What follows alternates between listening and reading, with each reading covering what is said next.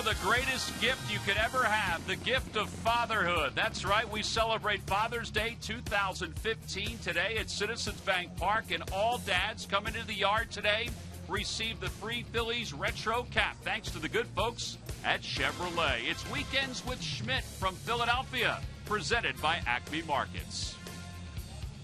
Hi, everybody. I'm Tom McCarthy, joined by Mike Schmidt and Ben Davis. From us three dads to all of you dads out there, we wish you a very good Father's Day. We hope you're enjoying some time with your family. We're going to enjoy a very interesting pitching matchup here today between the Phils and the Cardinals, and it's partly because Michael Wacha's on the mound for the Cards, one of the best pitchers in the National League, and Adam Morgan makes his Major League debut for the Phils. It's a big day for him, a day that he will never forget. This is pretty much everything coming to fruition for you as a baseball player. You dream your whole life of becoming a big leaguer. Today is the day for Adam Morgan, a third-round draft pick of the Phillies in 2011. Last year missed the whole season because of shoulder surgery. So he's happy to be back pitching. He really missed pitching, and he missed being out there every fifth day. Well, and the road for him has been turbulent because of that shoulder injury. In fact, he hasn't won a game this year down in the minor leagues. He hasn't won a game since 2013. We got a chance to see him in spring training, and the folks at Lehigh Valley got a chance to see him this year with the Iron Pigs. Now, Michael Wacha, on the other hand, well, we saw him earlier this year. I mean, he is arguably one of the best young right-handers in the National League. He's dirty. He's got so many ways to get you out. But again, we discussed it last night. It starts with fastball command. He has that fastball command. He can work off of that. You know, it's a mid-90s fastball, but he can mix in his off-speed as well. Well, you look at his numbers, tied for second in victories, seventh with a very good 2.48 earned run average. The Phillies will certainly have their hands full in today's ball game. All right, now let's talk about the Phillies as a whole. The last dozen games, really the last month or so, have not gone all that well for the Phillies. And Mike, we look at some of the numbers, particularly from the last 12 games.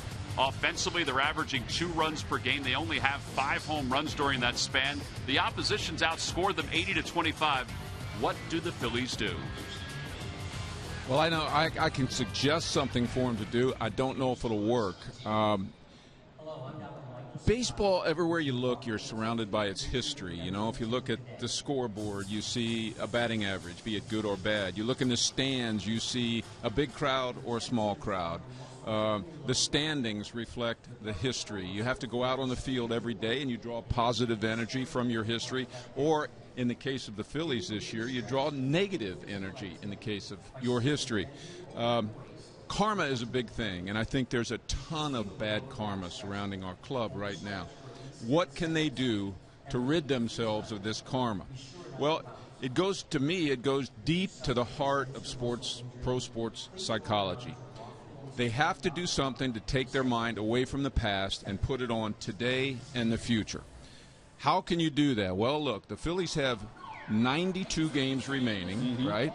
So what if they rallied around something like, well, let's try to win 60? And that's 2 out of 3, right? Absolutely. Now, everybody would say they can't do that. They're not good enough. Well, maybe that's their rallying cry, us against them. We're the only ones that believe we're good enough to win 2 out of 3. So maybe going forward, trying to win 2 out of every 3 games would take them to around 500. They could save their year. That's the point. Sum it up, find a rallying point to put your focus on today and the future and rid yourself of the negative karma of the past. Well, the Phillies have had a certain magical history on Father's Day. We'll see if that can happen again today with Adam Morgan making his Major League debut. A great day to spend with your dad and a great day to do it here in South Philadelphia. We'll get to the lineups and first pitch when we return. Phillies baseball is brought to you by Toyota. Where will Toyota take you? Visit buyattoyota.com to find out. Toyota, let's go places.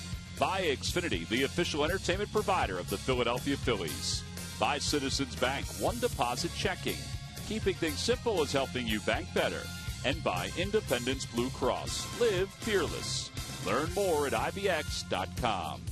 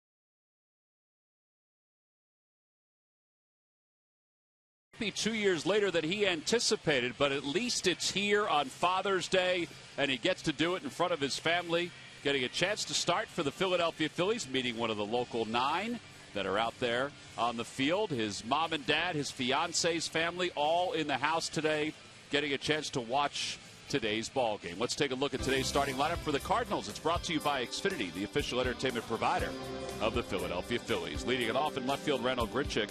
Carpenter bats second, then Peralta and Reynolds. Jason Hayward, the right fielder, bats fifth. John Jay sixth. At the bottom third of Cruz, Garcia, and Michael Wacha. And they will face the left-hander from Marietta, Georgia. His numbers this year at Lehigh Valley, and the first pitch of the day, and the first pitch of the major league career of Adam Morgan is in there. And it's no balls and 1 strike. See his numbers overall, 33 strikeouts. He's not a strikeout pitcher, as you can tell. He's always had a good command, as that one's outside. And 1 ball and 1 strike to Grichuk. All right, Ben, what do you think about his scouting report? 87 and 94. Like you said, he's not a strikeout pitcher. He will pitch to contact. Like any other pitcher who pitches to contact, he has to be down. And one thing he can take advantage of is the fact that the St. Louis Cardinals lineup has never seen him before. So he can use all his pitches. See Grichuk's numbers. Well, Mike, he had himself a heck of a night last He's night. facing the hottest hitter in the league, his Sure first is. hitter in the major league. That one's whacked foul, and it remains 1 ball and 2 strikes. I don't know. I might want to get the ball after I threw my first pitch and a strike in my major league career. Throw the ball over to the dugout. I did look to see if Keep they did that. Yeah, sometimes they do. Swing and a miss. He got him. That's a good See that? ball. A new day. And they did get the baseball camera rock exchanging the baseball right about now. There you go. Nice. Nice, nice, nice. What a memory. Your first batter you face as a major league pitcher. Strike 3. Well, like we said, he's not a strikeout pitcher.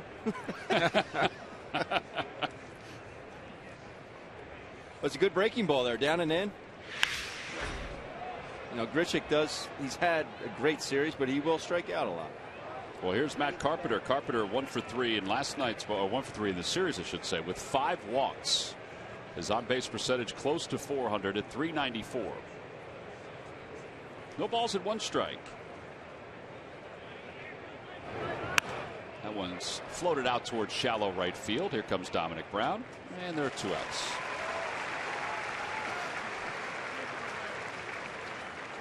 Adam Morgan is the 11th starting pitcher that the Phillies have used already this season, which is an awful lot at this point in the year. Everybody knows the struggles the Phillies starting staff has had.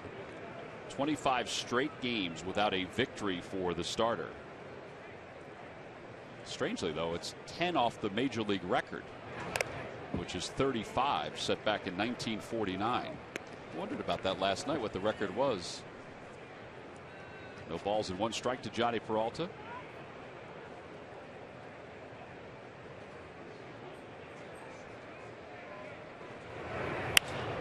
Out towards center field and playable for Ben Revere. So Adam Morgan's first major league inning is a 9-pitch inning, and he retires the red hot Cardinals in order. We'll move to the bottom of the first. Cardinals nothing, and the Phillies coming up.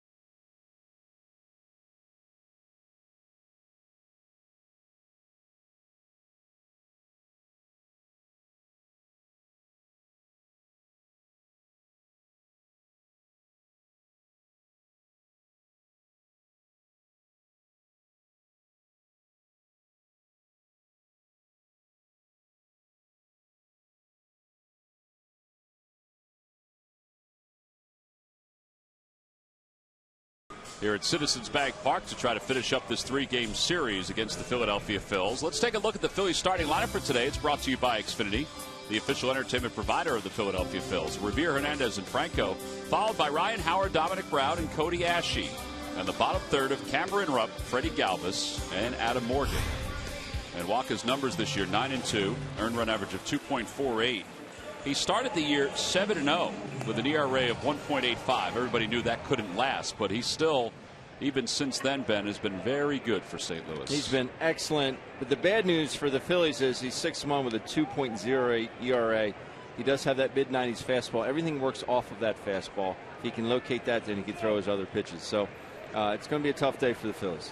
Phillies did face him earlier this year and scored some runs against him. The only problem is that the Cardinals scored more runs. In fact, they averaged close to 6.5 runs per game in Walker's outings. Here's Ben Revere, 1 for 8 so far in the series. He takes pitch low. It's 1-0. When I say it's going to be a tough day, that doesn't mean they can't beat them. It just means that they have their work cut out for them. Ball at 1 strike. Lucky McDonald's Phillies home run jackpot contestant is Susan Knoll of Temple. Phillies hit a home run in today's ball game, then Susan will win $100. Good luck, Susan. Yeah, we've been giving out some cash recently. Not to get greedy or anything like that, but it'd be nice to see a guy on base when we give out that cash. You can get greedy, Tom. It's okay. Ben, you know, sometimes what the Phillies might need right now is to face a really good pitcher. They're going to get a chance next Friday, I understand. Max Scherzer. Yeah, with Max Scherzer.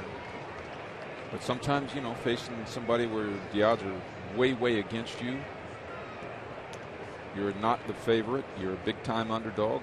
Bring out the best. Kind of the ironies of baseball. Yeah, you know, you're challenged. There's a unique challenge when you face Nolan Ryan, man. I'm telling you, everybody, you have to raise your level, raise your concentration level, energy level, everything. 2-2 pitch to Revere, and he pulls that one to the right side. To his left is Garcia, and there's one away. Well, guys, it's time now for our Nissan keys to the game as Cesar Hernandez comes to the plates. And I will go first for this one. They need a big league debut out of Adam Morgan. First inning went very well, and hopefully he can continue. And for me, taking off on what I said in the opening, just get your mind off the past. Let's look from here to the end of the season. Today's game's the only game that matters. What your batting average is doesn't matter. What the standings are doesn't matter. Only winning today's game. Cesar Hernandez starting for Chase Utley, fouls it down the left field line. It's 1-1. Well, you guys have both been in this position before. I mean, how hard is it to clear your head and get rid of the past from a baseball standpoint? It's tough. Well, they could turn that big board off. I don't know. It looks pretty good today. It's a throwback to the 60s. Oh, okay. Yeah, they can start by taking batters' averages off the scoreboard. I've seen that done in the past. They would never do it now, but back in the day, hey, don't put my batting average up when I come up to hit. But I'm kidding. You just got to figure out a way to do it. My suggestion in the opening was try to win 2 out of 3. That was a little bit broad, but it means that each guy has to dig down deep and win the battles. You know, I keep saying that, win the battles. Win the battle between you and the pitcher. Cesar Hernandez lines one out at right field, and Jason Hayward makes the catch. I mean, that's when you don't win that battle, but you sure do get credit for a quality at bat there, and mentally that's got to help him win battles as the game goes on. During the 2015 season, Turkey Hill, the official ice cream of the Phillies, will contribute $100 for each Phillies victory and 5 cents for each carton of Phillies Grand Slam ice cream, sold to support the Phillies youth baseball and softball programs. Well, 2 outs. Here's Maikel Franco, and he takes a little low. Phillies and Cardinals, just like Friday night, are wearing the throwback uniforms from the 1960s. Are some similarities to the Phillies uniform to the one they wear now. The Cardinals uniform is very similar to what they wear now. Minus the name on the back. Yep, and the number on the front. That one's pulled toward the hole. A base hit into left field. And Franco has his 3rd hit in the last 2 games. Well, he laid off the 1-0 slider. You can see the respect they have for Michael, the opposition. Words around the league now. The second pitch to him. This is a 2-0 fastball right down the middle. He gets a base hit on it between 3rd and short. But the respect they have shows in the 1-0 pitch. The best pitchers in the league, a right-hander, throws him a 1-0 slider. Didn't throw the fastball until he had to. Well, now Howard, his 1 hit in this series was a home run in game 1 of this 3-game set. Howard takes a little low, and it's 1 ball, no strikes.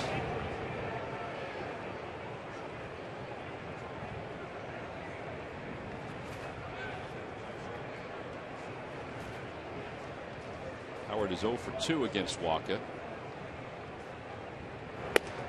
In fact, that time earlier this season is the only time the Phillies have faced him. He's a young guy. He's only been in the league for a couple of years, but he's already made his mark.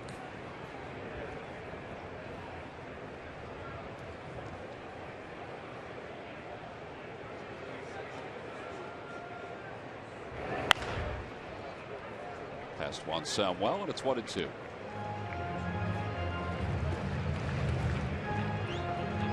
All right, Mike, I give you till the 5th inning today before you throw the scorecard out. Yesterday you made it to about the 3rd. Now, our fans out there might read into that I'm throwing my scorecard out of disgust by the game that I'm watching. Yes. Not true, right? No, not true at all. There's an effort. That could have happened a little later in the game. It's just because I keep forgetting and screwing it up. You keep cheating off Tom and myself. Right. Swing and a miss, and Howard is struck out. Side is retired. So first strikeout for Waka. No runs, 1 hit, and 1 man left. On to the 2nd inning here at Philadelphia.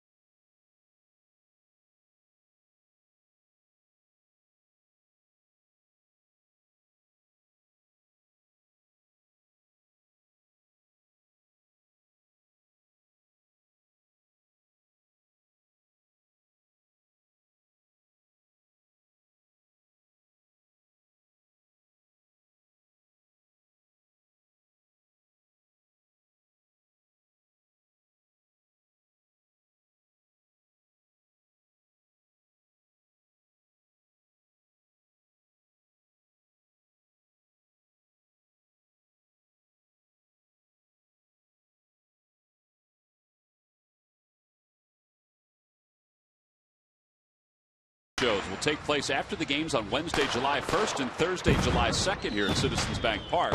Tickets can be purchased by going to Phillies.com. It's all part of the Brewers series. And this year, the Philadelphia Orchestra will be the music and the backdrop. Is that where you go? Ooh. That's exactly right. Wow. There were some fireworks going off last night while we were watching the game.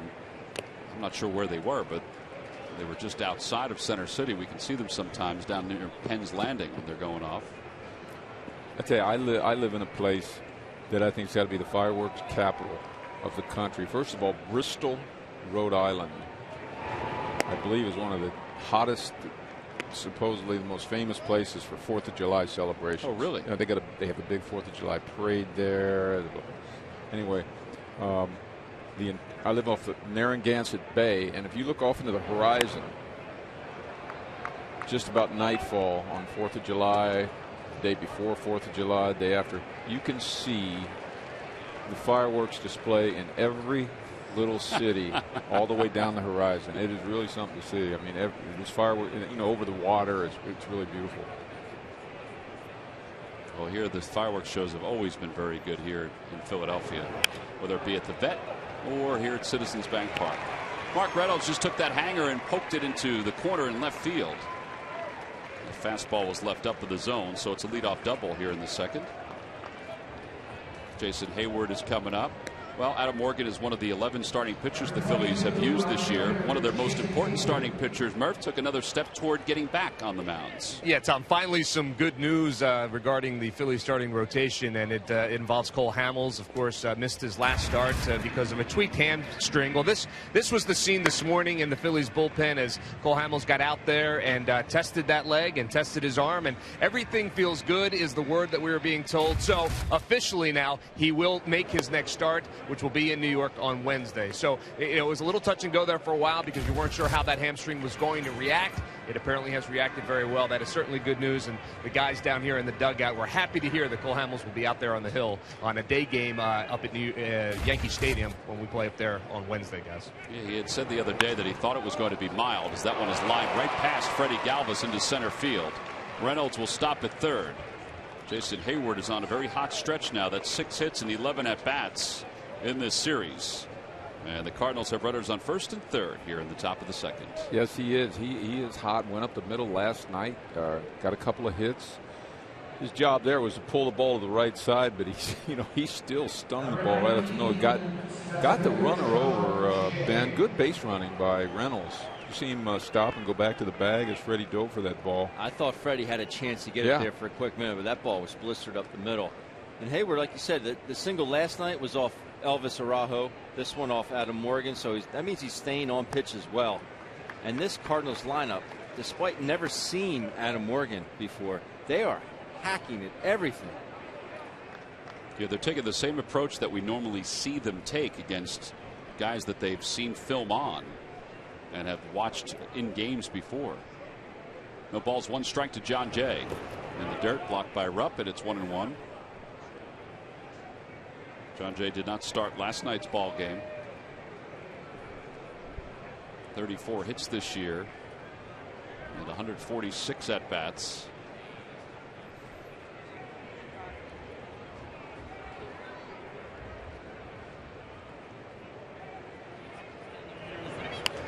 And he loops it foul over the Cardinals dugout, out of play.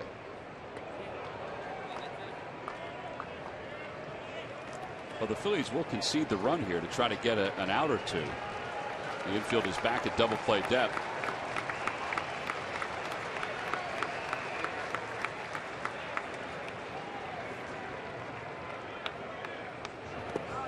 In the dirt again, 2-2.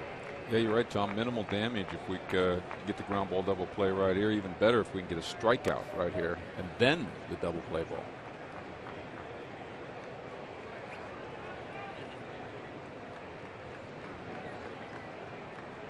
I think John Jay last night too singled off of Araujo, if I'm not mistaken. Yeah, he came between on third late. Between third and short. Chopper over to third. Franco's got it. They go to second for 1. Hernandez is now coming home, and now they've got Reynolds caught between home and third. The toss goes to Franco, who applies the tag, and the runner stays at first. Now, are they saying that Hayward is safe at second base? He's standing at second. Now they get the lead runner, but the goal in that spot is to turn 2 and concede the run. Most of the time that's what will happen. However, I was very impressed by Hernandez's awareness to come home. Reynolds did not break immediately. See, Reynolds holds. Touches second. Yeah, this is all fine. We're not going to have any problem with this replay.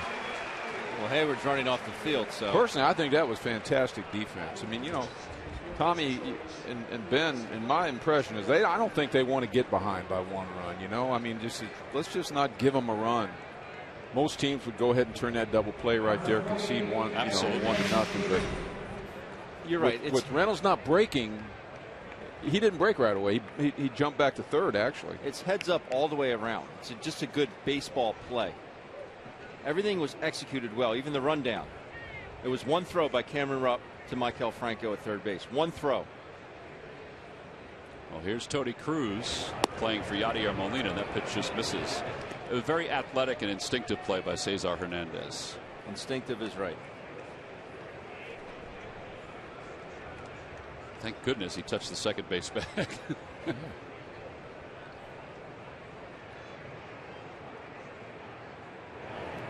Back toward the middle, off the foot of Morgan, and everybody's going to be safe. Well, that'll be the third hit of the inning for the Cardinals. Instincts tell you to try to stop the ball. You know, if he sticks his leg out and it drops right there by the rubber, he picks it up and throws him out. If he lets it go, the inning's over. Right?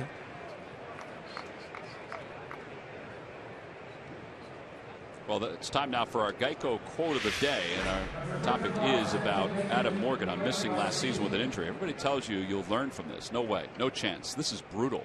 But now I can look back and say I learned from it. I learned patience amid really cherishing and really cherishing the fact that I can be on a team competing every 5 days. You don't realize how much you miss that until it's gone. Amen. Greg Garcia is the next batter. He takes outside. It's 1-0. Yeah, you can definitely take an opportunity to be a major league baseball player, a professional baseball player, for granted when you're in the middle of it.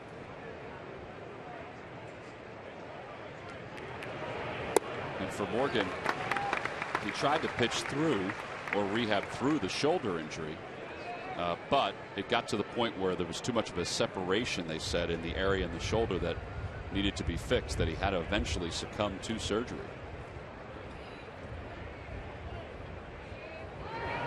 Well, it's nice that he feels that way. You know, I'll be perfectly honest with you two gentlemen. I miss it every day. And coming to the field every day and not putting on that uniform, there's still a spot in my heart where I'd love to do it. You know, it just got to the point in my career where I just wasn't good at it anymore and had to move on. But you always have that spot in your heart for it. Outside again, 3-1. But these are really close pitches off the edge on the inside and outside parts of the plate with Waka on deck. Another pitcher kicking the ball. I mean, how many times have we discussed it, Tom? I don't remember seeing them do that during their PFP drills. No. I have to go back to that score sheet. 5-4-2-5. You brought up. 5-4-2-5. How about this inning? they got what? They got 3 knocks? 3 knocks and a fielder's choice. And a 5-4. And they don't even have a guy on third, no runs in. Right? And a 5-4-2-5 double play. Runners go. Pitch is swung out and missed in the side. Easy inning, right? No big deal for Adam Morgan. He got a little help from his friends, his infielders. His family loves to see that. Scoreless as we go to the bottom of the second.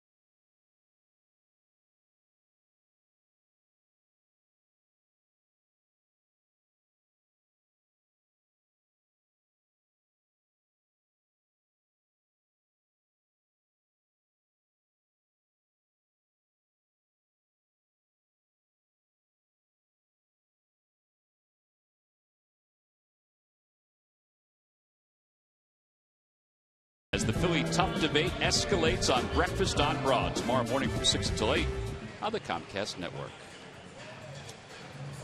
Bottom of the second. The Phillies will send Dominic Brown, Cody Ashley, Cameron Rupp to the plate against right-hander Michael Wacha. See that gentleman wearing the cap that was given out today, thanks to the folks at Chevrolet. And the umpires, the players all have a little bit of light blue on today. And that's all part of the Keep Dad in the Game promotion that Major League Baseball has been doing the last several weeks. Raise awareness for prostate cancer. Home plate umpire Brian Knight has the wristbands going. We don't see the blue bats like we see on Mother's Day when they use the pink bats. But still the same thoughts.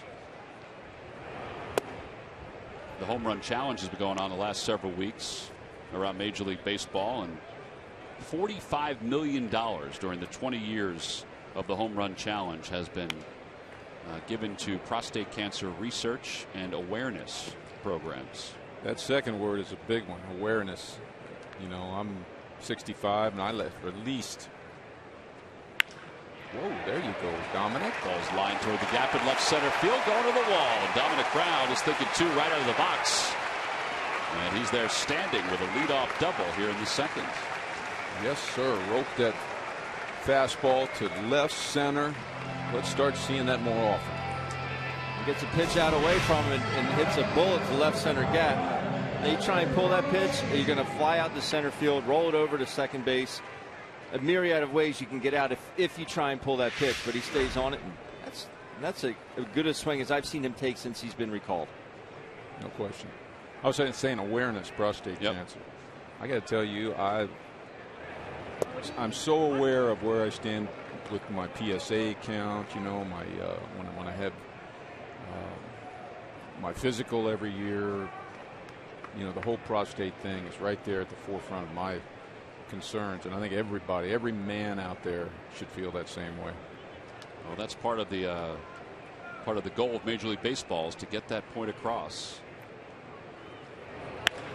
Ashley pulls one to right field. Hayward on the run. He's not going to get it. It's going to go to the wall. Dominic Brown's around third. He's heading home. Back-to-back doubles for the Phils, and they take a 1-0 lead. Now that's good. Change places, Rickens, what they yell in the dugout, right? 2 smoke line drive doubles in a row. That's a good thing to see. Now the reason I like it is he just didn't give himself up. You have a team that's struggling to score runs, you just don't go up there and roll one over to second base. You try and drive the guy in. If you get to do strikes, yeah, maybe that's the approach you take. But how many times have we seen runner at third base with less than 2 outs and the Phillies still don't get the run in? Drive him in yourself. I have no problem with that approach at all. There's Cameron Rupp, who takes a strike on the inside corner. It's 0-1.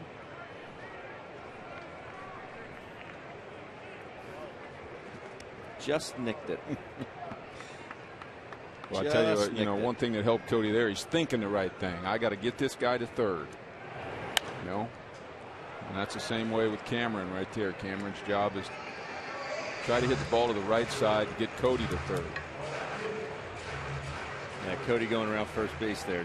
Almost missed first base, but he did. He just got it. You know what was funny is that from up here it looked like he missed it. And I was looking around. I wonder if any of the coaches, any of the coaches saw it. There you go. There you go. Base hit to center field. Ashley will hold up at third. So Cameron Rupp has a base hit. 3 straight hits for the Phillies here at the bottom of the second.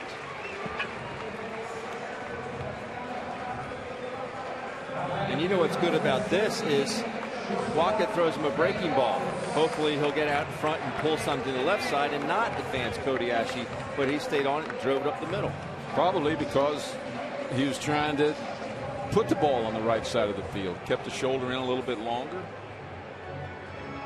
Good base running by Ashley. He froze on the line drive right away and could only go up one base at a time. Well, Derek Lilliquist out to the mound to talk to Wacha with Ashley at third and Cameron Rupp over at first. When was the last time we saw 3 knocks in a row, boys? Just going to say that, Mike. Great question. Just going to say it. It's gotten to that point where we wonder those things. How about 4? Don't threaten me with a good time. Well, Freddie Galvis had a couple hits in yesterday's game. One was a bunt single.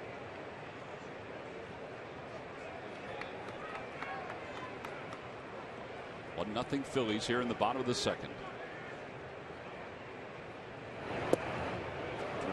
Off-speed pitch, and it's 0-1.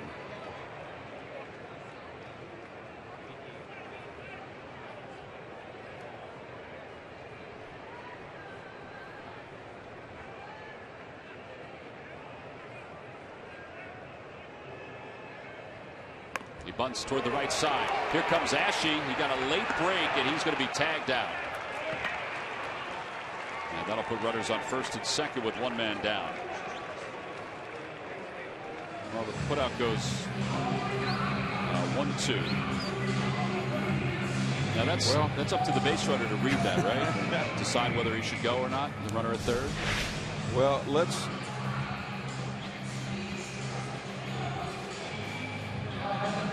back up a second. First of all, I might be blamed for that. In the clubhouse this morning, I was talking to Freddie about yesterday. It's a great bunt, man. Isn't it super to add that to your repertoire? You should do that more often. Man, I hope that wasn't his motivation to bunt in that situation right there. However, we don't know whether a safety squeeze sign or a safe, you know what I mean? I would have to. Something had to be on. And then add to that the fact that if he was trying to take a bunt with him, you know, past the pitcher toward the second baseman, he just didn't execute, right? You know, and he kind of topped it right in front of home plate where the pitcher could get to it. And then, of course, Cody's on third thinking that he's supposed to score. That's my take. Morgan squares. The corners creep in. Bunts at it and misses. It's 0-2. No, it's not. It's 1-1, excuse me. They say he didn't offer at it. Mark Reynolds is right in the hip pocket of Adam Morgan. Now, Morgan is 0 for 8 this year in the minor leagues, 2 for 19 during his career.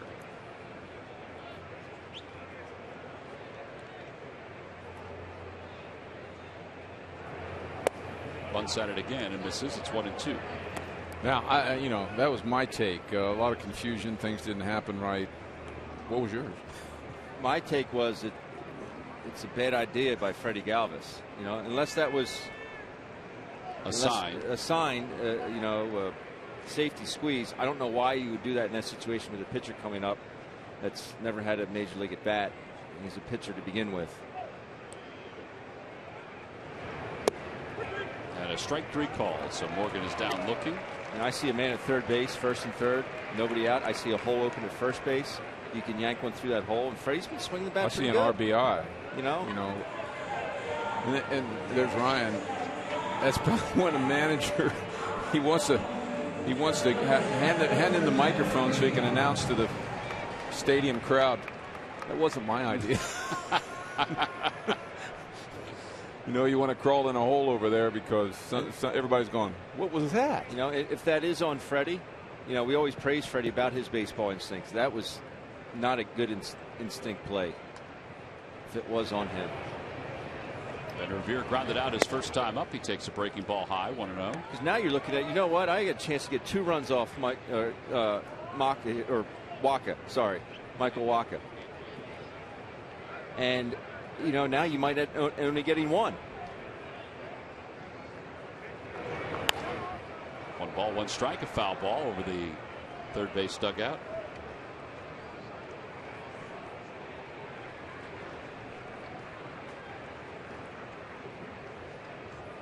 We'll see if Ben can get this run home with 2 men down. How do you put what would you put on your score sheet for that play by Freddie? Fielder's choice 1-2. Yep.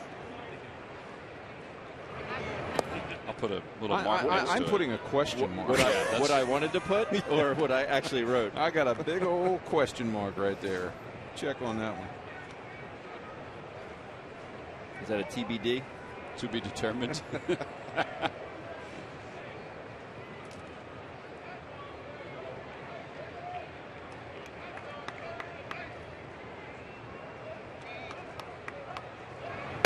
Up and in, 3-1.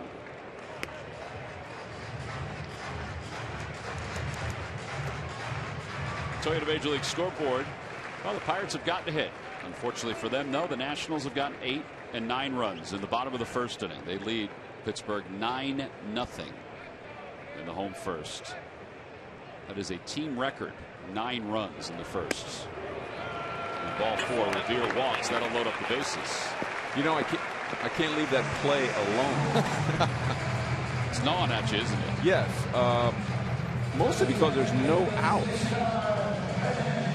So as soon as the ball's bunted, right, you know there's going to be an out recorded somewhere.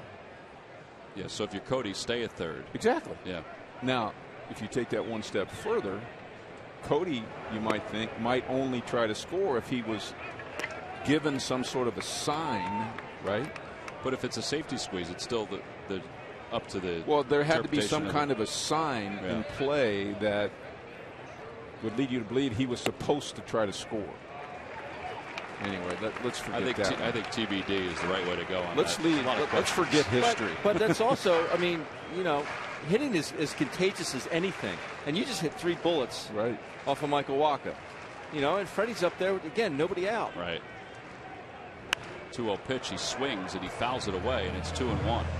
The good thing is he's at 43 pitches. And the next good thing is if he hits a double right here, we will forget about it. We don't have to talk about it any longer. Well, 22 pitches this inning alone.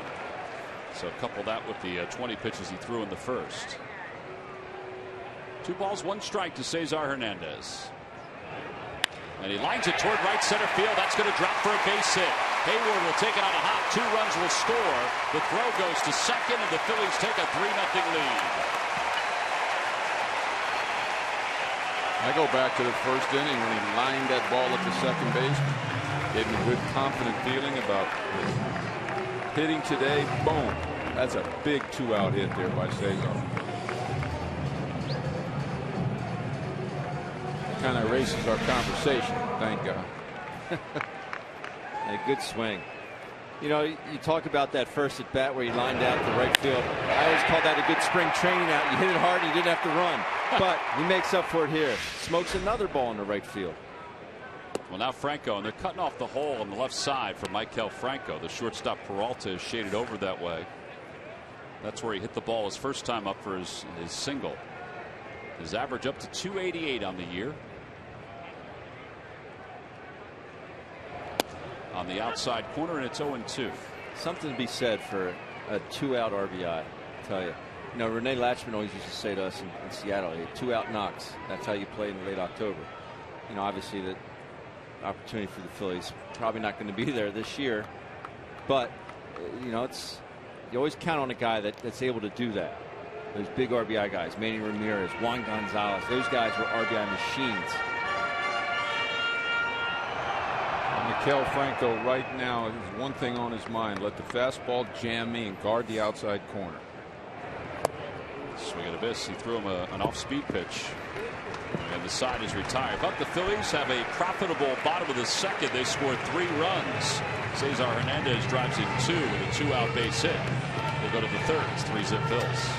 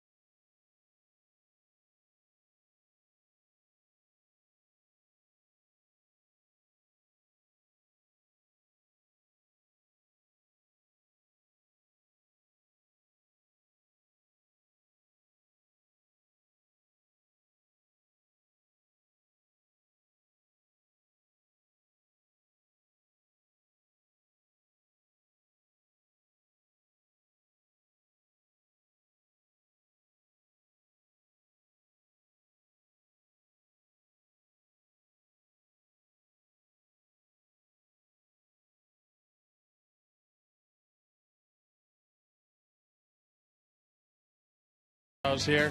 Just want to wish everybody a happy Father's Day, especially to my dad. Always been there, an inspirational hero of mine. Happy Father's Day, Dad.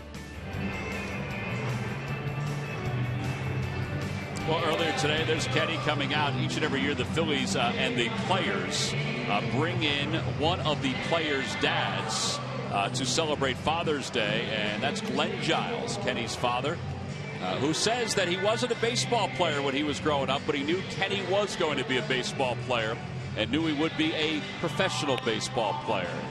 And as you heard Ken Giles say, that his dad has been his inspiration since he was a kid. And Glenn was on the radio today with Jim Jackson, basically talking about how Kenny is an inspiration to him. So it's nice to see Glenn, who looks fantastic, by the way. I saw him in the hallway. I mean, he looks like his brother. That's what I said. Shame they don't look the same. Well, happy Father's Day to everybody out there. As Michael Wacha will lead things off. Takes on the inside corner. It's 0-1.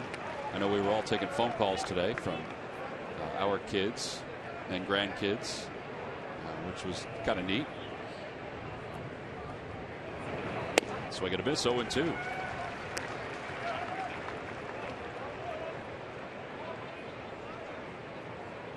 Wacha's a 130 hitter. No home runs, 3 RBIs. And he fouls it off the screen.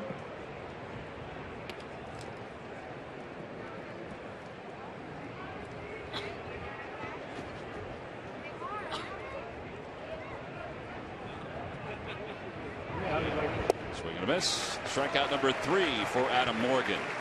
So 1 away. We'll go back to the top of the order. Randall Grichuk is the batter. Let's check in with Greg Murphy, who's with Glenn Giles. Thank you very much, Tom. I am indeed. And, well, welcome to Philadelphia, Glenn. It's certainly good to see you. You and I were just talking while the last half inning was going on, and your second trip into Philadelphia. Always nice to get a chance to catch up with Ken, I'm sure, near the baseball diamond, but even more special on Father's Day, I guess. Oh, absolutely, yeah. When Kenneth and I get around each other, we're a little crazy, and it's nice to have some of these ladies kind of reeling us in when we need to, but it's always a pleasure spending time with him. You know, and he's a real pleasure, as that one's lifted out into left center field. Ben Revere's going to camp underneath that one.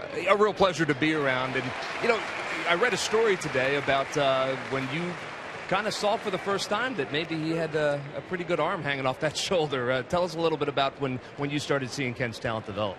Yeah, when he was younger, I don't even think it was 2. We had softballs around the house because I used to play recreational softball, and he would just kind of crawl over there and palm the things. I'm like, holy moly, that's unbelievable. So I decided to throw a baseball in his hand, and he was hucking the ball around and, you know, breaking things and stuff like that I'd have to hide from the wife, of course. And I just said, this is where he needs to be. That's kind of like the story that every father would like to tell on Father's Day, I think, and he ends up here in the big leagues. Certainly you were a part of his major league debut when he did that. You've gotten a chance to see him on the road a couple of times. Pitch does it. I would imagine it never gets old when you're watching your son play on a big league field.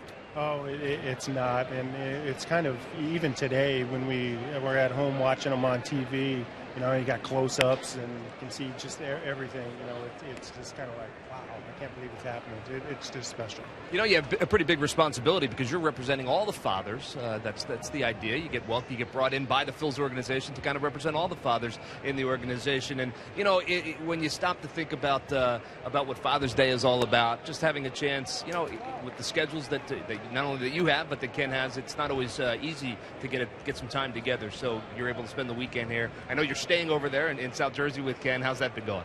Oh, it's been going great, and it's my honor to be here to represent all the dads. You know, I'll take it on like it's the 8th inning, and I'm coming in and I'm shutting them down. So be perfect. I think we're starting to see where Ken's mentality comes from. Well, Glenn, as I said, welcome to Philadelphia. It's great to have you here. Here's hoping things stay this way. Perhaps we'll get a chance to see Ken in this ballgame. I appreciate it, and thank you to the Phillies organization for bringing us over here. We're having a great time. It was a class act. All right, enjoy yourself, Glenn. Tom, let's send it back to you. Happy Father's Day to you guys as well. All right, Murph, same to you. We appreciate that.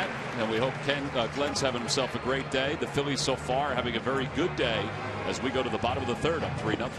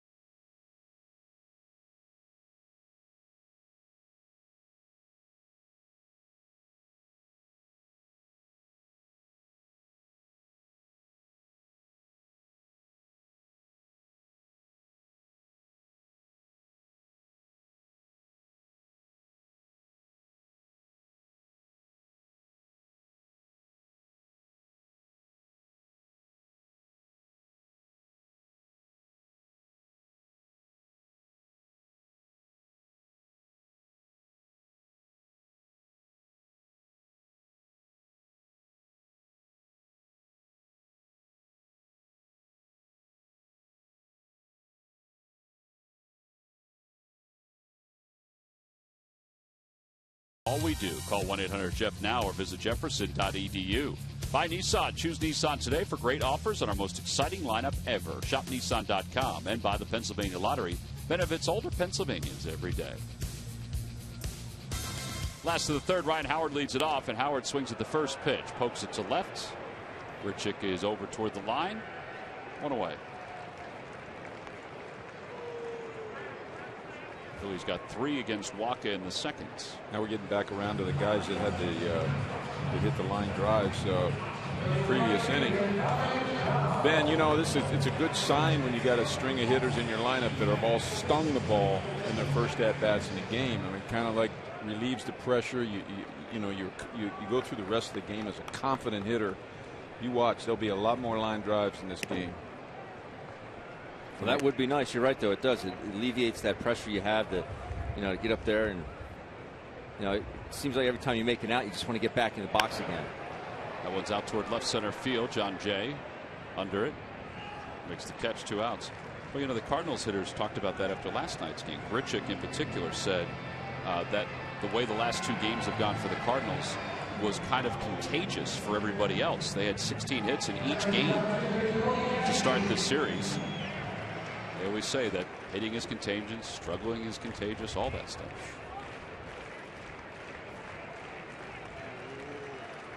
2 outs for Ashe. Yeah, when you get beat bad by a team, all you got to do is look at the box score, and you go, oh, geez, look, he got 2, he got 3, he got 1, he walked 3 times, he got 2, he got 1. Man, they're going to be tough to deal with tomorrow. Because no one has a care in the world. There's no one in a slump. There's no, you know what I mean? They're all going to be confident, and that's what happens when when the other team does a lot of hitting. Now today we're going to do a lot of hitting. Swing and a miss, and Ashe is down on strikes. Boy, that was a quick bottom of the third for Michael. Well, we're going Walker. to do all that hitting in the innings. Proceed.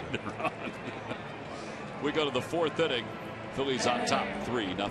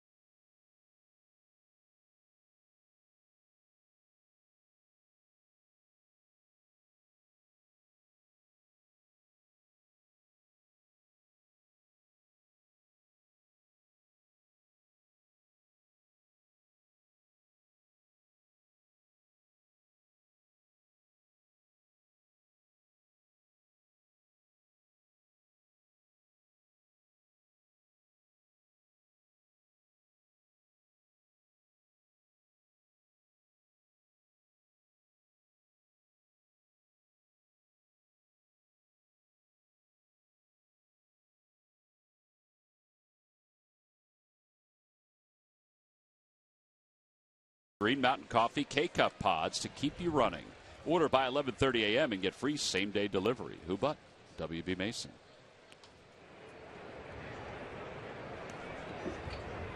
We start the top of the 4th inning. So far, so good for Adam Morgan, the 25-year-old left-hander out of the University of Alabama. It was a 3rd-round selection by the Phillies in 2011.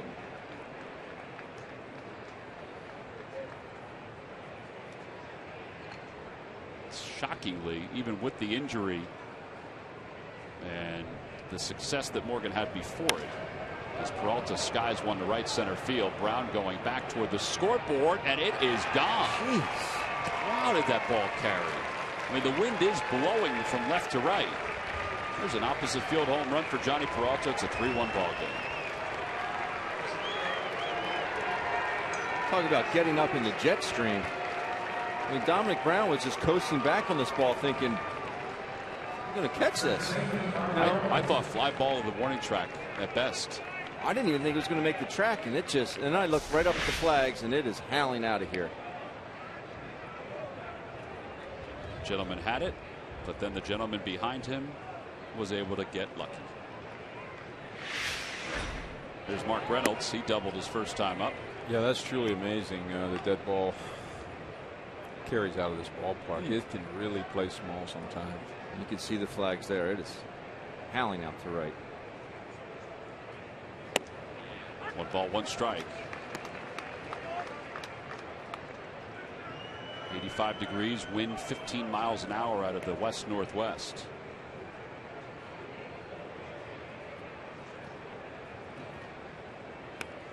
Reynolds did not play yesterday. In fact, he had made 21 consecutive starts in place of Matt Adams since Adams went down with the injury.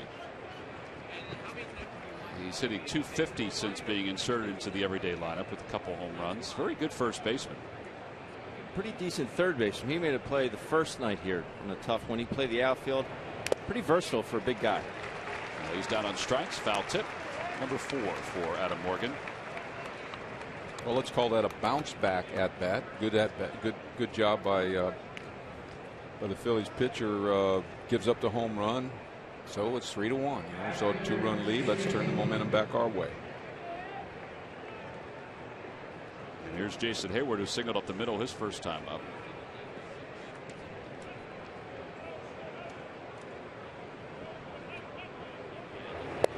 Remarkably, as we said, Morgan, who had some semblance of success before the shoulder injury, is winless in his last 17 professional starts. That's unbelievable. His last win was in August of 2013. This year down in Lehigh Valley, he was 0-6 with a 4.74 ERA. Although 2 starts ago, he had 6 scoreless. Just didn't fare in the decision. Didn't like that ball he just threw 2 strikes with. Something must have happened in the glove. 0-2 pitch. Got him. Oh, that one was better. 5 strikeouts for Adam Morgan, who's turning himself into a strikeout pitcher here today. Well, it's time to take a look at our T-Mobile game changer, and Adam Morgan hasn't won since 2013, but this is what we talked about before. The Phillies 25 games without getting a victory from a major league from a starter. These are the last 5 teams to have those kind of numbers. 2009 Padres, the last 25 games without a victory for the starter. Last one was on May 23rd for Cole Hamels. And during that time, the starters are 0-16 with an earned run average of 5.97. Well, he's rolling right now, and sure is. You know that stat. I don't know. It's got to be a combination of occasionally some bad pitching. Probably more than anything, some bad hitting. You know, a team that lack of run support. I give Cameron Rupp a little bit of credit here. The fact that he knows he's able to throw that breaking ball early in counts, and he keeps going to it early. You know, if you know a team that's very aggressive, doesn't mean you can't throw him a strike, but he's using that breaking ball effectively to keep them off stride. Well, he's 1 pitch right now from striking out the side after that home run, and if that's quality pitching.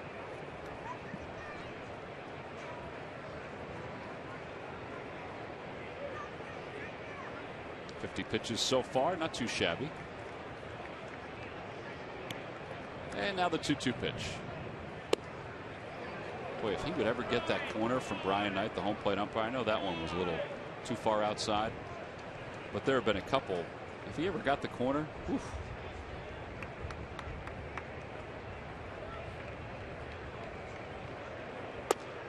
Like right there. Ball 4. First walk issued by Morgan.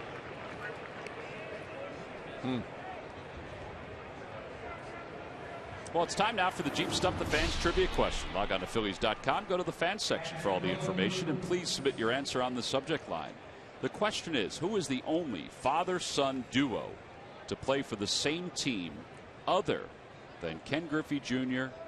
and Ken Griffey Sr.? Answer will be revealed a little later on. Here's Tony Cruz. He went. This is the home plate umpire, 0-1. On Friday night, Tom, when you were at your son's graduation, the question was, what college did Michael Wacha attend? I said Westchester University, which obviously was wrong. So I told John Mabry, who was a proud alum of Westchester University, he got a big kick out of that. He said they drafted the second baseman out of Westchester this year. The Cardinals did. There's a spinner off the end of the bat. Cesar's got to hurry to get to it and then hurry to throw in time to get Cruz. Got to throw it across his body to make that play. So after the home run, Adam Morgan settles back down, and he has a 2-run lead as we go to the bottom of the fourth.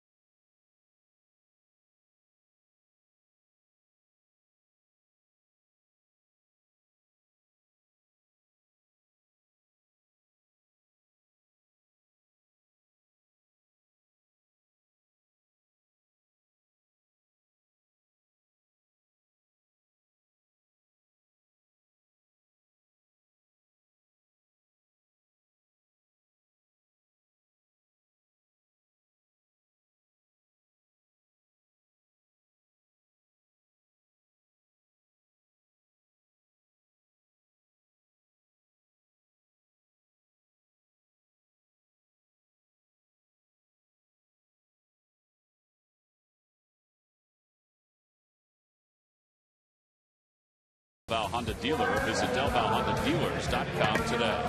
Buy WB Mason. You can't go wrong when you buy right and buy the Quality Plus Ford stores. Go further. Well, with Mike Schmidt, Ben Davis, Greg Murphy, I'm Tom McCarthy. Here's hoping all the dads out there are having themselves a great day, and all the granddads as well. Great granddads. We can go on and on. Giveaway today was the Phillies cap, the throwback Phillies cap, thanks to the folks at Chevrolet.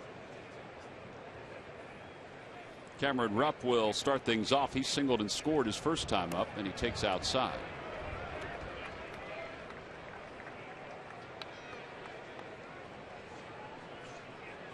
It's been an interesting sequence by Ryan Sandberg with Rupp. He and Carlos Ruiz have been alternating basically days for the last week behind the plate.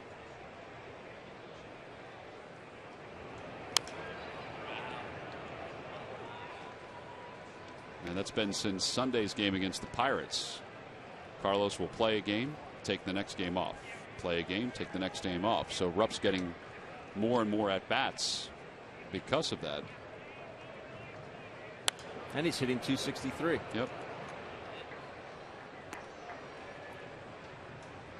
Well, it's been similar with Chase, right?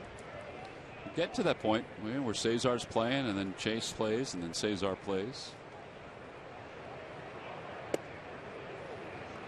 On the inside corner, a strike 3 call. Well, he got the corner on that pitch. 5 strikeouts for Wacha.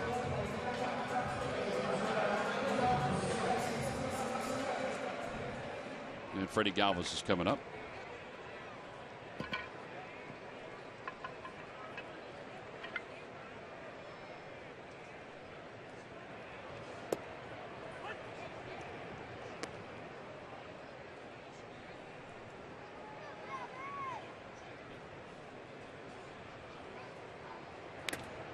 off the mask of Cruz, and it's no balls and 2 strikes to Galvis.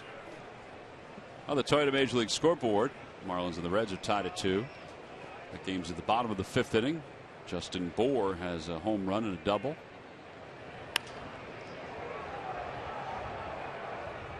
He's been playing a lot more for the Marlins. And first pitch swinging.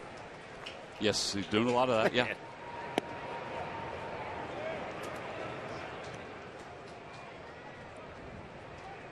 As Freddie last night, we were walking out. He said, "There's a little problem with the equipment last night."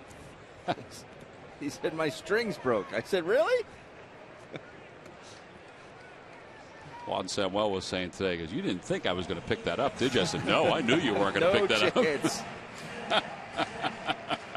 Strings? That's a new one. The strings. No, on his jock broke. Yeah. Ground ball to first. 3 unassisted. I used to go through a lot during the season because you're a little different.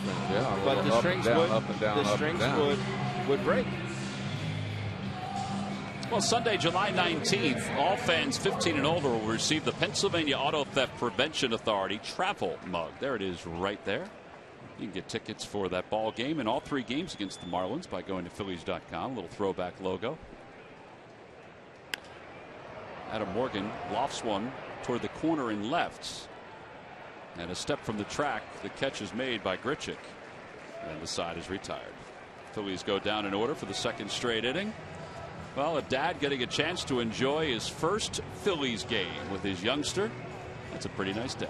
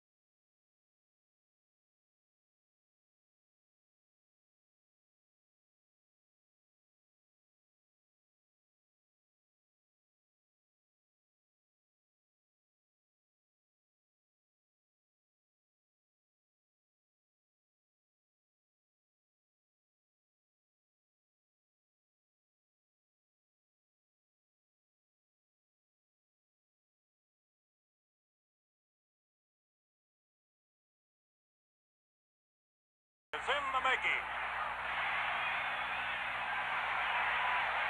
He struck him out. Jim Bunning has pitched a perfect game. Well, there's nothing else that could have been our cold hard fact, brought to you by Frost Brewed Coors Light. But Jim Bunning throwing a perfect game on Father's Day in 1964. He struck out 10. It was a 6-0 victory over the Mets at Shea Stadium. I mean, you want to celebrate being a dad? That's a heck of a way to celebrate being a dad, throwing a perfect game on Father's Day. In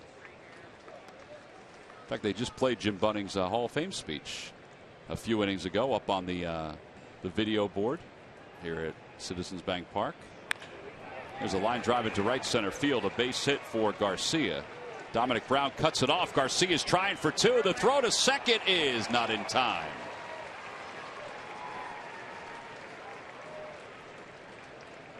You know, I was just about to say, he's got good command of that get over breaking ball. Strike 1, right? I thought maybe they might double up, boom, boom, boom, keep firing that breaking ball since he got so much command of it. No, got the fastball right over the middle of the plate, and he did something with it. And that's a smart play by Garcia there, and the fact that Don Brown's momentum, being left-handed, is going towards center field. It's hard for him to get to that baseball. Obviously, he's the one that should take it, having the stronger arm, but his momentum is going towards center when he needs to come back and get that momentum going back towards second base. It's a harder throw. Very aggressive by Garcia. Yeah, second career double for Garcia. Had one last year, and Walker bunts up the first base line foul, and it's 0-1. Tell you what, now here's where you can. You got a first baseman. Ryan got in there right on top of him, daring to bunt the ball to him. You can stop this guy from going to third. Keep him close at second. Remember Keith Hernandez used to do that. He used to come in and just, dare the guy to bunt, the pitcher to bunt toward him. Now, if the pitcher can make a good bunt to third base, he's done his job. But if you're going to bunt toward first base, you ought to be able to stop that runner. Yeah, Jose Oquendo came in and said something to Walker just as that at bat continued. He may be reminding him just of that. Well, in Ryan's case, I don't think he's going to make the play to third base, but there are a few that can definitely do it. That's a great bunt. No one's going to throw that runner out at third base. So the sacrifice is successful for Walker. A runner at third, one man down. Now, when Adam Morgan took the mound today, I said, man, that windup looks familiar. It looks very familiar. And it's very similar to number 33 for the Phillies. But this particular day, he wore 42. Take a look with Cliff Lee and Adam Morgan. I mean, this is identical. Identical. Follow through. It was the leg kick. I think it was the leg kick and the placement of the hands that really set that off for him. I said, where have I seen this wind up before? Maybe that's something he tried to mimic in the sense that he's seen the success that Cliff Lee has had. Popped him up. What a pitch. Ryan Howard waits for it on the infield grass. 2 outs. I'm telling you, that is a big out. After what we saw this young man do the last couple of days, Morgan's hung an 0 for 3 on him thus far, and I don't want to, brag about that because there's a couple more ABs coming, but he's got him out in some big spots already in this game. Well, what's interesting, Ben, you talk about the Cliff Lee mechanics, the same look. When Morgan came back from the shoulder injury, they tried to redo his mechanics because they felt like his old motion, which was kind of a crossfire to a certain extent, is what caused the shoulder issues. So up until the flexor pronator that Lee had last year and this year, he really never had any issues. Now take a look, and again, it's the leg kick that really sets it off for me. I mean, that is pretty much identical the way he follows his, throws his glove out and brings it back. I mean, that is really good call. Spot on. The ball's in 1 strike to Matt Carpenter with a runner at third, 2 outs. Huge gust of wind coming through. And you young left-handers out there, aspiring left-handers watching this game and this video we just had up there. Watch how he uses his back muscles. Watch how he uses his big muscles to create the speed for his arm. That's what I thought was always so great about Cliff Lee. Yep. Well, he's a strike away and out away, getting out of this jam after the leadoff double here in the 5th inning. And the pitch coming to Carpenter. On the outside corner, he finally got the black, and the side is retired. Well, his dad is an old pitcher from the University of Alabama, so he can appreciate perfect placement from his son. And this, folks, was perfect placement. He gets one of the top hitters in the league looking with a runner over at third.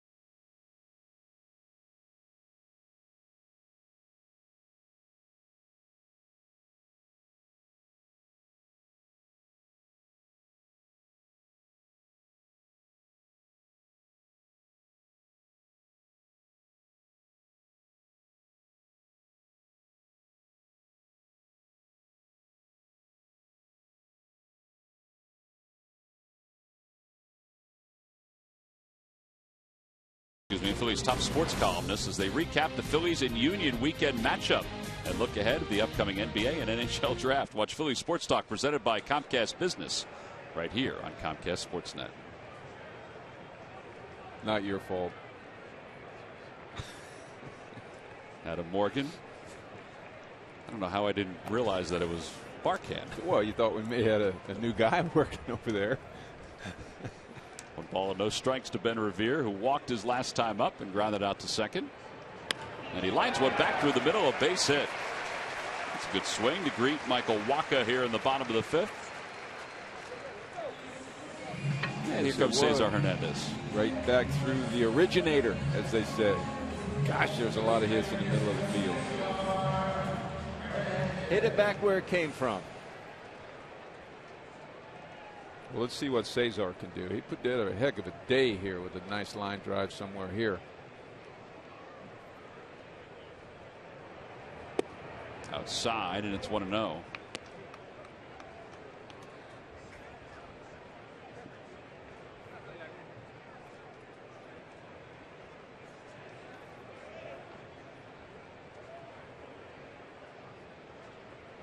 The throw gets away, and Ben Revere's going to get to second base.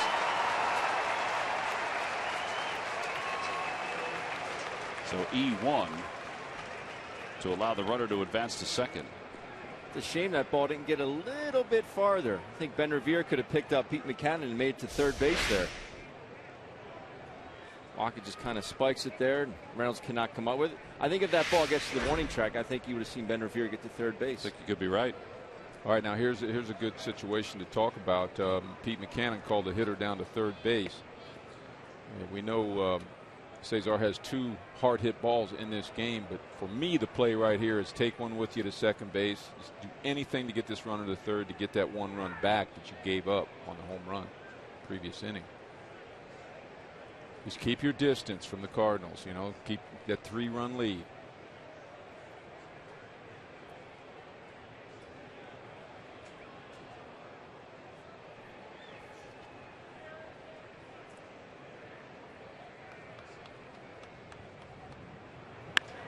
Out to left field.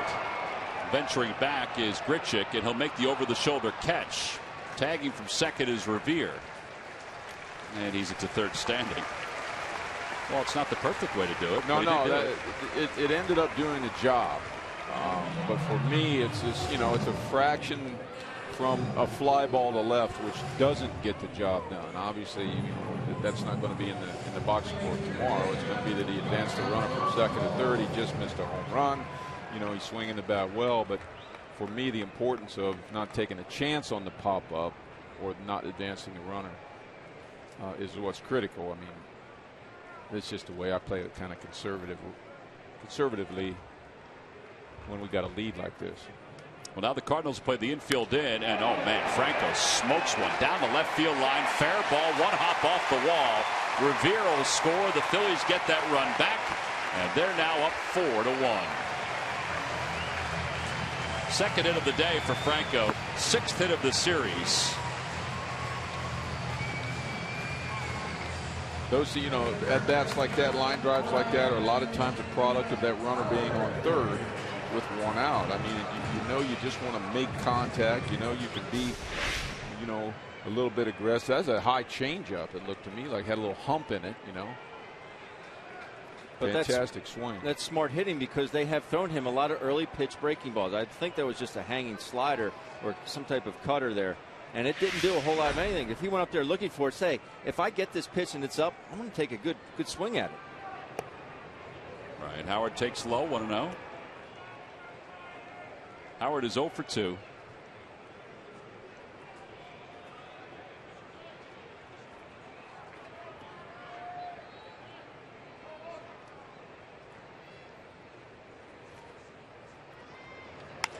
Oh, he shoots it through the hole on the left side. Look at this. Rounding third, heading for home is Franco. Ryan Howard working against the shift, an RBI single. Well, they're going to have to stop shifting on this guy. Wow. 5-1 Phillies on top. That base hit that's going to travel around the league real fast, right? Ryan Howard's beating the shift. for an RBI.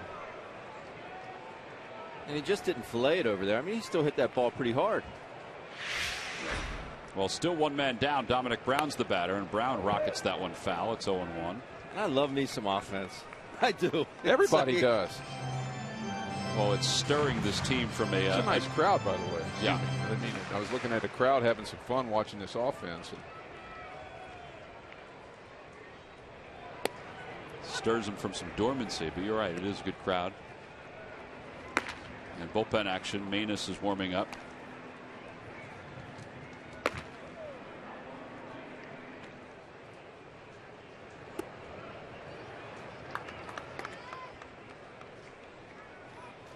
Michael Wacha started the day with a 2.48 ERA, and it's only gone up to 2.67. That's having some success prior to the day. Foul ball, and it remains 1-2.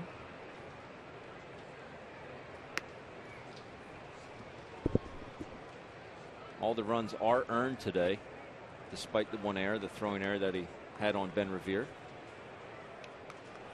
Look at you putting your official scorer's cap on. Trying to learn here, Tom.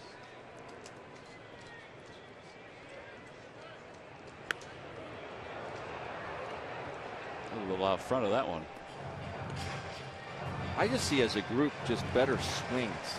Better swings. Just thinking the same thing. I see energy.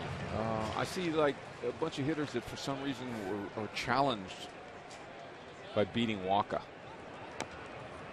Don Brown hit a double in his left center gap his first at bat, flew out to left center in his second at bat, and I thought it was still a good swing. Sometimes you can have a good swing and still make an out or hit the bottom of the ball, but I think that's the swing plane his swing needs to be on to drive balls to left center. He is struck out on this one. Well, the last time that Phillies faced Wacha, the only other time was earlier this season, and he went 5 2/3. He allowed 6 hits. And the Phillies scored some runs. The unfortunate thing is that they were down early. It was Severino Gonzalez's first major league start. And they just couldn't overcome all of the offense that the Cardinals put up early on. At that point, he had been 7-0 in his first 9 games. 0-1 to Cody Ashe. Ashe doubled home a run his first time up and then struck out off speed pitch, and it's 0-2.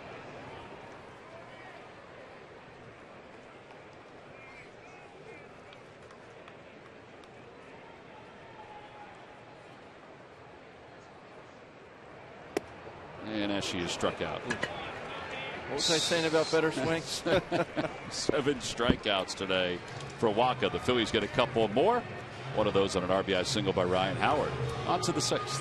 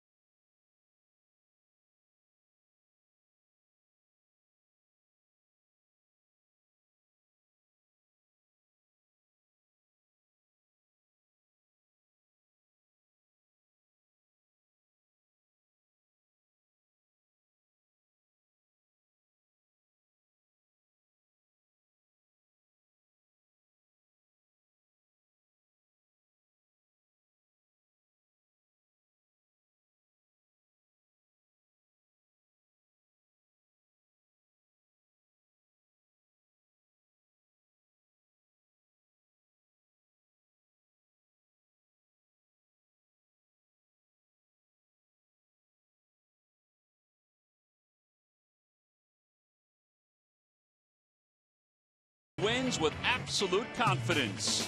Just over a year from his major league debut, Giles has taken the ball and fired his way into solidifying the 8th inning role. His career ERA hovers around 1.5, and he's setting things up for Jonathan Papelbon, who is closing the door with the best of them. The all-time Phillies saves leader has been nearly perfect in save situations over the last calendar year. His ERA is among the best in the closer category, and it's brought to you by Independence Blue Cross. Live fearless.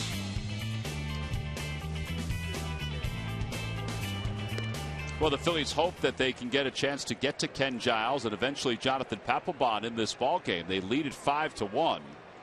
There's his dad, Glenn, who's here to watch his son play on this Father's Day, representing all dads, all Phillies dads. Adam Morgan's dad is also here, watching his son make his major league debut. And they're waiting for Ben Revere to pick up a loose baseball and throw it back into the crowd.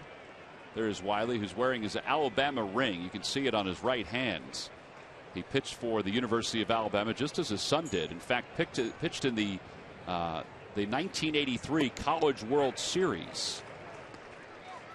And Alabama wound up losing that to the University of Texas, and Calvin Schiraldi and Roger Clemens. That was the pitching staff, wasn't it? As Peralta out on his front foot, floats it to shallow right. Dominic Brown, sunglasses on, makes the catch. Good pitch. Two good pitches. Ben, he looks to me like a classic left-hander that needs to win by pitching backwards. You know what I'm saying? Yeah. You can rush that, letter high fastball up there, get your outs with your changeup and your breaking ball. He can also get ahead of hitters. Obviously, we've been watching that now with the breaking ball to get over breaking ball, but just show the fastball. Show them that 91, 92 every now and then. Right? Absolutely. And if you can learn to throw the changeup in the 1-0 and the 2-0 counts, you can get a lot of outs that way, man. I know some famous pitchers that did that whole career. And then when you get the guys diving, you do have enough giddy up to get a ball inside and get jam shots. Well, that changeup, he had him out front. How about Tom Glavine? I think he probably throws harder than Tom Glavine. Yes. But the same style of pitching. Won 300 games for Tom Glavine. Just a bit outside, 2 balls and 1 strike. Well, I do think it's remarkable, talking about that statistic we showed before about the fact that he hasn't won since 2013. I mean, he doesn't look like the kind of kid. I mean, I know he's having a good day here today, as that one is hit out to shallow center field. Revere running in. He doesn't look like the kind of kid that would lose that many games down in AAA, does he? No, because of his command and able to throw that breaking ball behind the count. He got a full count early in the ball game. I believe it was the 2nd inning on a 3-2 slider down and away, or breaking ball down and away. If he's able to do that, you're going to have some success. You just don't have to give in with your fastball. It's the beauty of the game of baseball. Walker versus Morgan, right? I mean, what could you have got in Vegas for our chances of winning this game today? I'm serious. I'm with you, the starting pitching matchups, the way our team's been going offensively, the way theirs has been going offensively, just the karma we were talking about in the opening. And the beauty of this game is here we are in the 6th inning, leading 5-1. And we got a kid that hadn't won a game, pitching his first major league game, hadn't won a game forever, in line for the win right now with some good play the rest of the way. August 6, 2013 was his last professional victory. Now, again, he missed all of last year with the shoulder injury. 1 ball, 2 strikes to Jason Hayward. And broke his bat. And that'll drop for a base hit. 2 hits today for Hayward. Hey, we talked about this the other night. Saturday, August 15th, a very special event here at Citizens Bank Park. It's the Zach Brown concert. It's the 2015 Jekyll and Hyde Tour, featuring special guests, the Avett Brothers. For information or to purchase, go to Phillies.com/country. Zach Brown Band has been rising over the last 5 or 6 years. They started out as an opening act for a number of country artists around the country, and now have established themselves as one of the great entertaining groups in country music. As that pitch is low, it's 1-0. No way he wears that knit hat in August. Well, I wondered about that. I'm thinking he'll wear some form of it.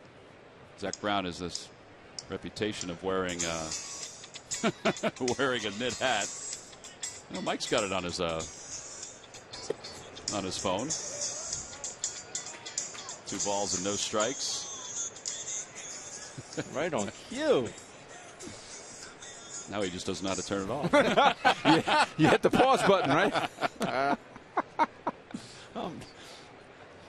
Two Sooner or balls, no later, I'll strikes. learn how to use this iPhone. It's only been like 5 years. Well, you did something yesterday that I didn't know you could do. You just pressed the circle, and whatever song was playing here, the Fanatic song, you were able to tell us. Dog? What was it? Dr. Dog? Dr. Dog? Dr. Dog. I'm definitely going to try to find that and put that on my Your playlist. Yes. Next pitch coming to John Jay. Shows bunt, takes outside, 3-1. 2 outs here in the 6th inning, and now Luis Garcia gets up and starts to warm in the bullpen. With Tony Cruz on deck.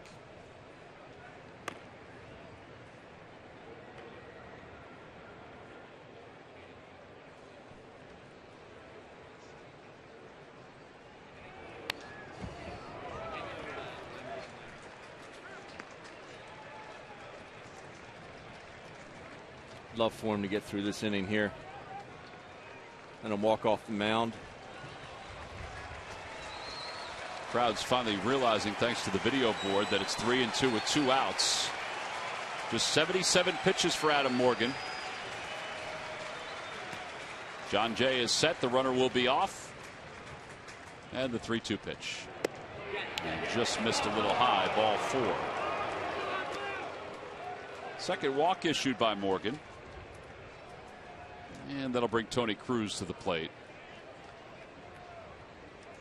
Cameron Rupp's out to buy some time. I guess that ball is a little high. A little bit, yeah. But we have seen Brian Knight bend a little bit on the pitches down and away to lefties, and the fact that Adam Morgan has been accurate in getting those pitches and consistent. The more consistent you are in locating the pitch, the more lenient the umpire will be in giving you that pitch. Well, he has 2 1-2-3 innings so far today, and every time the Phillies pitchers do that, Comcast will make a contribution to Phillies charities. Phillies baseball is brought to you by Xfinity, the official entertainment provider of the Philadelphia Phillies. Well, Ryan Sandberg's out toward the home plate umpire. This is very surprising. With 2 outs here in the 6th inning, we said wins are tough to come by, and he's not giving Adam Morgan any wiggle room here. He's going to go to the pen and bring in Luis Garcia with runners on first and second, and Tony Cruz, the scheduled hitter. So we're going to have a double switch. Ben Revere's day is done. A pitching change. Ryan Sandberg's he's hearing some boos as Adam Morgan's going to be lifted from this ball game after just 78 pitches. So his major league debut is in the books. He did a heck of a job, and he is going to get a very nice round of applause. The Phillies have been in search of something like this since the 23rd of May. And Adam Morgan's family certainly enjoyed 5 2/3 so far. We have a pitching change here at Citizens Bank Park, where the Phillies on top 5-1.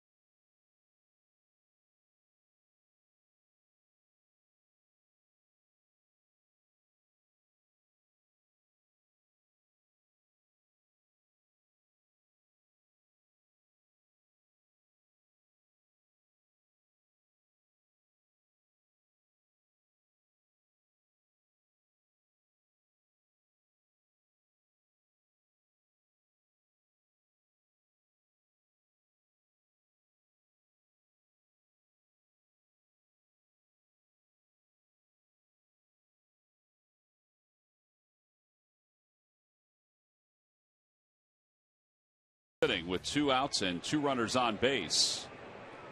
And Luis Garcia is going to take over for Adam Morgan. And we'll face Tony Cruz.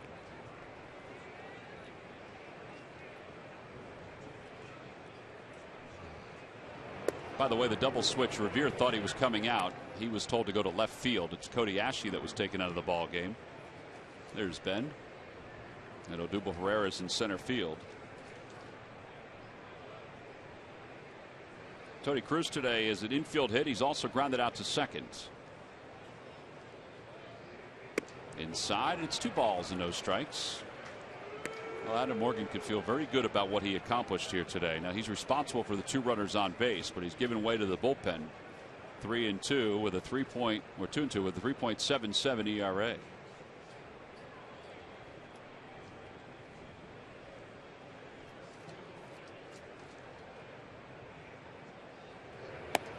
Outside corner, 2-1, 94 on that fastball. It's a shame too, because Adam Morgan got 2 quick fly balls to start this inning. Fly ball to right, fly ball to center, and a broken bat single and a walk. On a close pitch too, the walk. I mean, it was ball 4, but it was close. Outside again, 3-1. You know, I wonder how you earn the right if you're not given the right to earn the right. I got know what I'm saying? Yeah, no, I'm with you. That was, well, actually perfectly said. Perfectly said.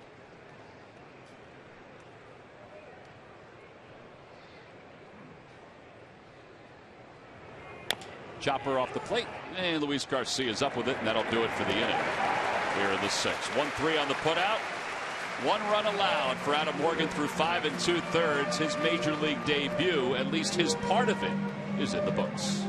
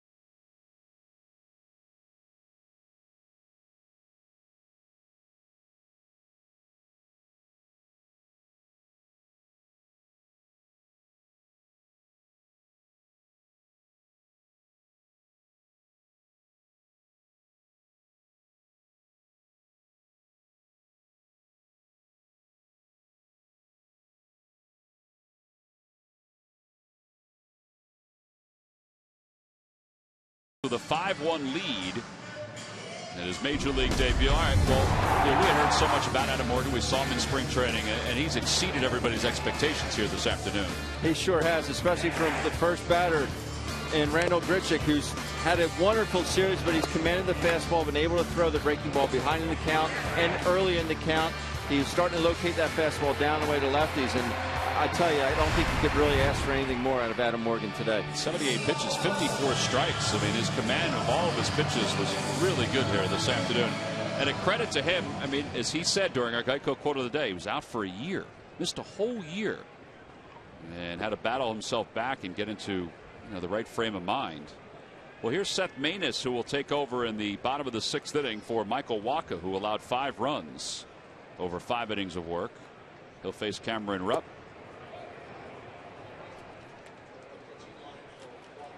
Wacha 5 innings, 8 hits, and 5 earned runs. Struck out 7. Foul back to the screen. It's 1-1 to Rupp.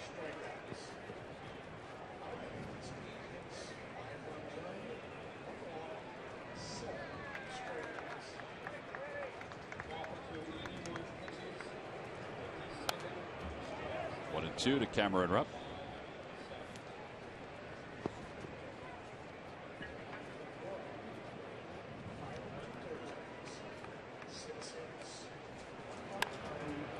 Off the hands, carries out toward right. Hayward makes the catch, and one gone here in the 6th. Phillies baseball is brought to you by McDonald's. Double the lovin' at McDonald's with a double cheeseburger and small fry, just $2.50. McDonald's, I'm loving it. And by Chevrolet. Visit your local dealer at ChevyDealer.com.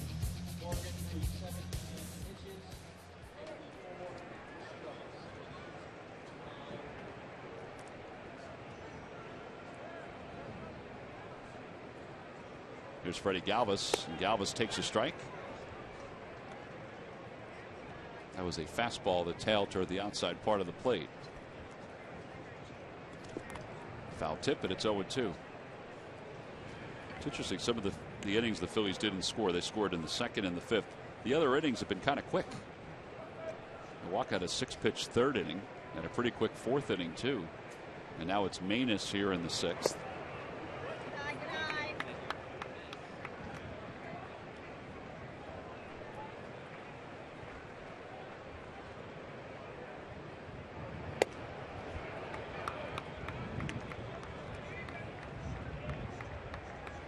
See the line score. Phil's with 3 in the 2nd inning, 2 in the 5th. And Galvis lines it to second base, 2 outs. And here comes Odubel Herrera, who came out as part of a double switch. Good at that by Freddie. I know he gets 2 strikes, but he looks like he's back, being confident now, stinging the ball here and there, and maintaining that 260, 265 batting average. I'll tell you what, you get Freddie Galvis 265, play shortstop all year, you got yourself a player. Kind of goes back to what we said a few weeks ago when he was really struggling, how he had exceeded everybody's expectations with his start. He was trying to keep it at that level. As Odubel Herrera hits one back toward the middle, they won't throw him out. So he's got an infield hit. It's been a while for Odubel.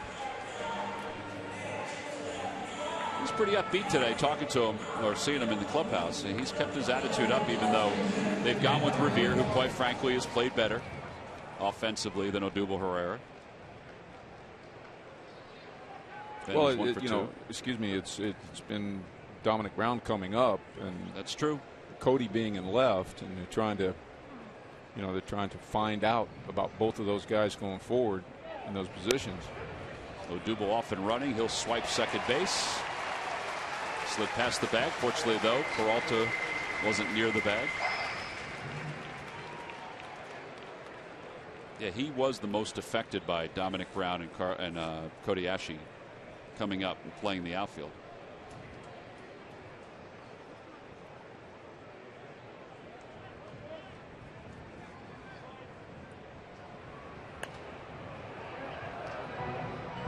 A 2-out Lightning here. You get a single, get a stolen base, another single, get us another point.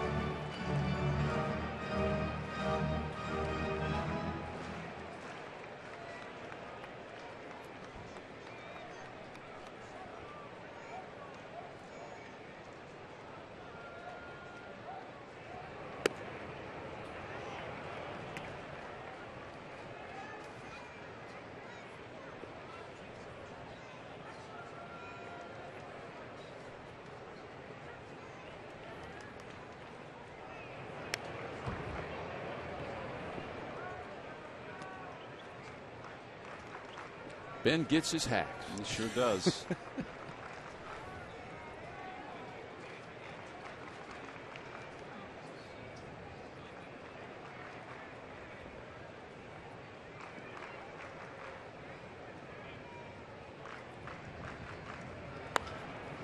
That one's floated out toward left field. It's going to drop for a base hit. Here comes Herrera, the throw to the plate. He is safe at home plate. And Revere pulls in the second. It's 6-1 Phillies on top. 2-out Lightning. You know, we talked the other night, Tom. He gets his hits. They are not pretty all the time, but he gets his hits. Dumps this one into left field. I don't even know how he could get a bat on that ball. It was about 4 inches off the dirt. Rodua with a good route there around third base. Scores with a head first in the home. Steals second. Big play of the inning. So now the Phil's up by 5. Here's Cesar Hernandez with Revere at second base. It's 0-1. Just a bit out front of that fastball. Ben now with 2 hits today.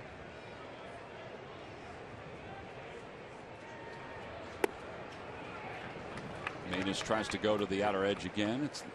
Cesar lays it off. 6 runs today, most since the Phillies scored 6 against the Giants. They've averaged 2 runs per game in their last 12.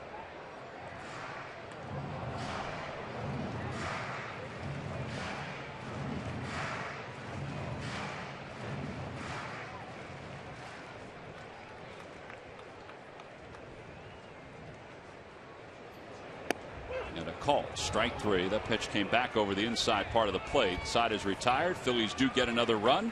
An RBI bloop single by Ben Revere. Well, the dads that have come to the yard today certainly enjoyed their Father's Day.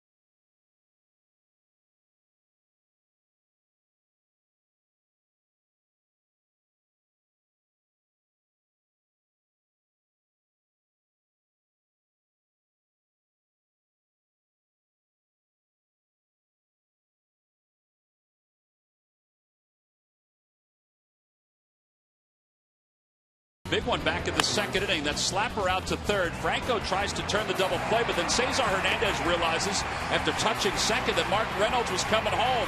So he did get the double play. It was just a very different double play. Yeah, 5-4-2-5 double play to be exact. And they'll take it any way they can get it, but a very instinctive play there by Cesar Hernandez, and that is your Hyundai Defensive Play of the Game, brought to you by your local Hyundai dealers. Well, and for more on Adam Morgan's day, Greg Murphy is with Adam Morgan's dad. Murph? I am indeed, and the entire Morgan family. It certainly is nice to welcome them to Philadelphia. We were just joking in between the innings. I said, well, that was a lot of fun. They are having a lot of fun in Section 121 today. Say hello to Wiley Morgan. And Wiley, first of all, happy Father's Day to you. But I would imagine a pretty special one that you're not going to soon forget. No, sir. I would never forget this one. This one's pretty special. Tell me about the moment a couple of days ago, I would imagine, when you got the call from your son that he was going to make his big league debut this Sunday on Father's Day. It was pretty emotional. He called me and just said, hey, he was tearing up pretty bad. And he said, Dad, I'm going to the big leagues. And we kind of lost it. Nothing wrong with that. No, sir. No, sir. He's worked hard for this. I came by early in the game, and we chatted briefly. And, what were the nerves like for you? Because I saw Adam before the game, and he looked as calm as he could be. Is that his mentality? Because he looked very calm. You looked a little bit more nervous than he did. The whole family looked more nervous than Adam did. We're nervous, but Adam's got a pretty good demeanor about him, and he's pretty focused. And he did very well. And, all we told him was, soak it up, enjoy the moment, and have a great time. You earned it. Talk about good fatherly advice. That is certainly good advice. Tell us who's here. Introduce the fam. This is Adam's mom and my wife, Karen. This is Adam's younger brother, Grant. And this is Adam's fiance, Rachel Randazzo. And this is Rachel's parents, Rick and Rose Randazzo. Well, it is certainly nice to have you here in Philadelphia. I know you enjoyed it. Hopefully we'll get a chance to talk to Adam after the game about getting a big league victory. But thanks for spending some time with us, and enjoy the rest of the game. Absolutely. Thank you very much. All right, guys, we'll send it back upstairs to you. All right, Murph, very cool. We appreciate that. And this is as he left the field, and you see the reaction. See Mom Karen, she had tears in her eyes, and I'm sure they all did. And a very great moment, one that you wish upon every parent. To be able to see their son for sure make their major league debut. And just a microcosm of all the moms and dads around our country who haul kids to Little League and travel all over to Amen. Travel teams. I'm staying at a place that's all full of young kids and their parents right now whose parents are making sure they get to compete and travel all over on the weekends, giving up their time so their kid can play ball. Yep. Foul ball down the right field line by Grichuk. And it's 1 ball, 1 strike. Well, and Murph was right. I talked to Adam before the ball game. Certain pitchers are different. Phillies have a staff of guys, for the most part, that you can talk to. Aaron Harang, Jerome Williams, Sean O'Sullivan. I mean, you can talk to those guys the day of game. Adam Morgan was here early. I was down in the clubhouse at about 8:30, 8:45 this morning, and he was already here. Basically wandering around, maybe a little later than that. Basically just wandering around, talking to his teammates, feeling good about, the opportunity. Well, he might have come directly from maybe where he lived up in Lehigh, or would he have come in? Yeah, he was here yesterday. Oh, okay. Yep.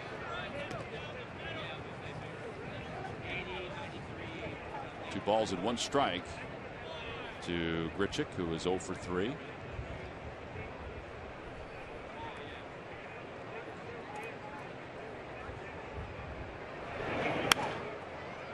Out of play. It's 2-2. Grichuk came into this game 6 for 10 in this series. Last night Mike Matheny said he's been working on letting his hands do the job, trusting his hands. He had struck out 21 times this year, and he was trying to cut down on that. Swing and a miss. Not this time. A 1-2-3 inning for Luis Garcia. 4 up, 4 down for the Phillies right-hander.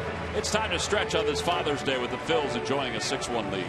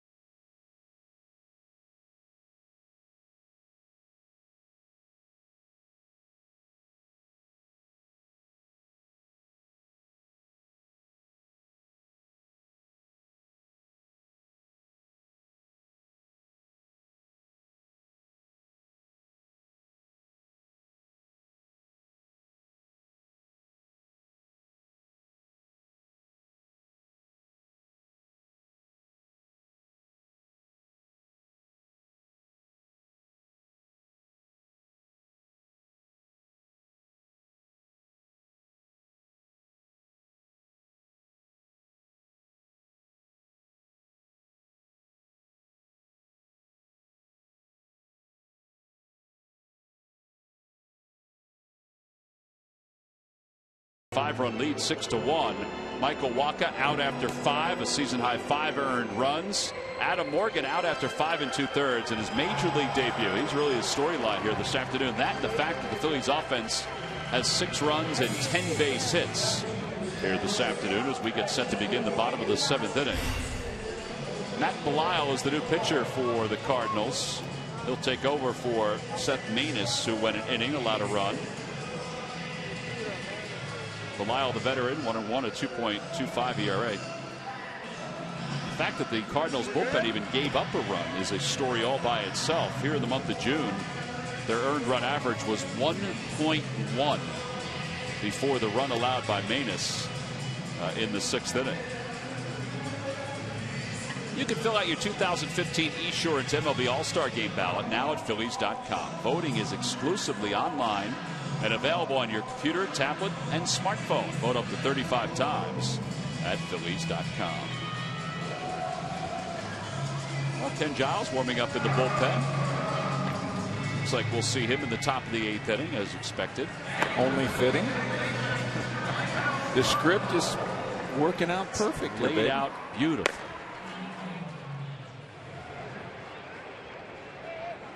Here is Maikel Franco, who will lead it off in the bottom of the 7th. Franco's got 2 hits today. He's 2 for 3 with an RBI and a run scored. He takes a strike. It's 0-1. Another first pitch breaking ball.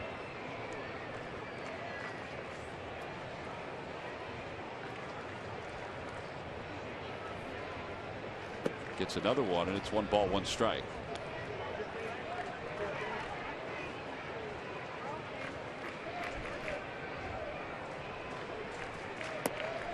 Well, you can tell, can't you? Real quick what the league thinks of Maikel Franco. And that is a compliment, folks. Around the league is this kid can hit a fastball. He can break up the game. Make him chase. If he doesn't chase, he's going to get that fastball. But they were 3 in a row, which a lot of pitchers don't do, and they were 3 good takes.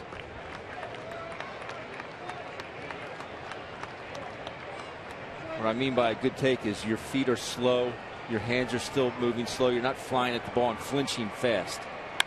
Well, there you go. 3rd hit for Maikel Franco. As his average continues to climb, it was up over 290 before that base hit. But think about some of the counts he's gotten into. His first hit was a 2-0 count. He hit a first pitch breaking ball for his 2nd hit down the double down line. And then he gets into himself into a 3-1 count. So he doesn't come out of his shoes. It's okay to do that from time to time if you think it's the right situation. But that's a good under control. It's aggressive, but it's still under control. That swing. That's the swing of a hitter that already has a couple RBIs and a couple of knocks in a game, and this is his 3rd one. Check swing. Belisle will go to 2nd for 1.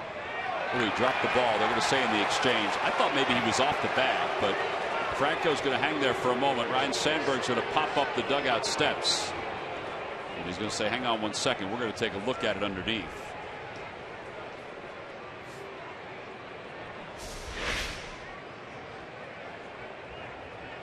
He's on right there. Oh, he's on. Well, he's firmly on.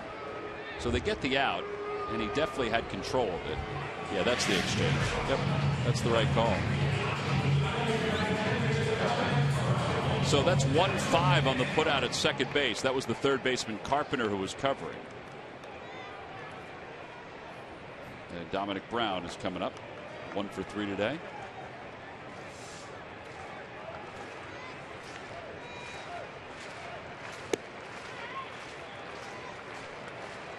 You know, it is a heck of a crowd here today. 30,423. A great crowd. A little warm, but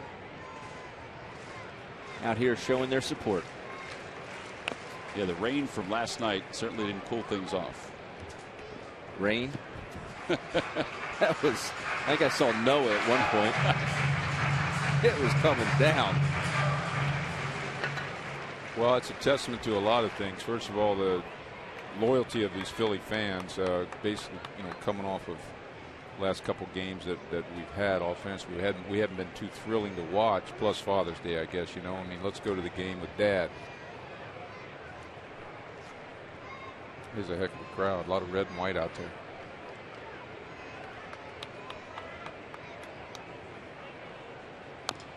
That one's hit foul off the foot of Dom Brown. It remains 0-2. By the way, they've come a long way with scoreboards. I was thinking that back in the 4th inning. I keep looking at that scoreboard. Now, okay, there's where the strikes and outs and everything like that. There's a heck of a lot more information nowadays, you know. I keep peeking up there to see where the batting averages are and everything, because that's what we're so used to seeing. But that's the way it used to look back at Connie Mack. At least that's as close to the way it used to look. 1 ball, 2 strikes to Brown. Yeah, and was somebody hiding back in there, sliding the numbers in slots, or? Boy, that's a good question. I don't think so. But I don't remember. I don't remember the stories that I read about it. Where's Larry Shank when you need him? Where's Wheels? 2 balls, 2 strikes. And low 3-2.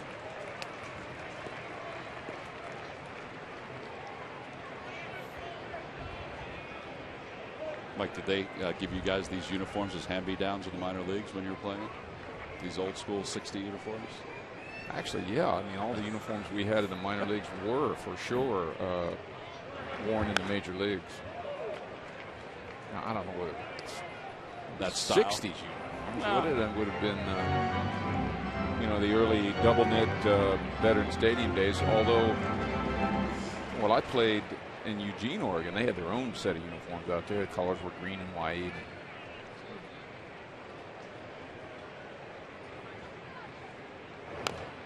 Not to be funny, Mike, were they wool? No.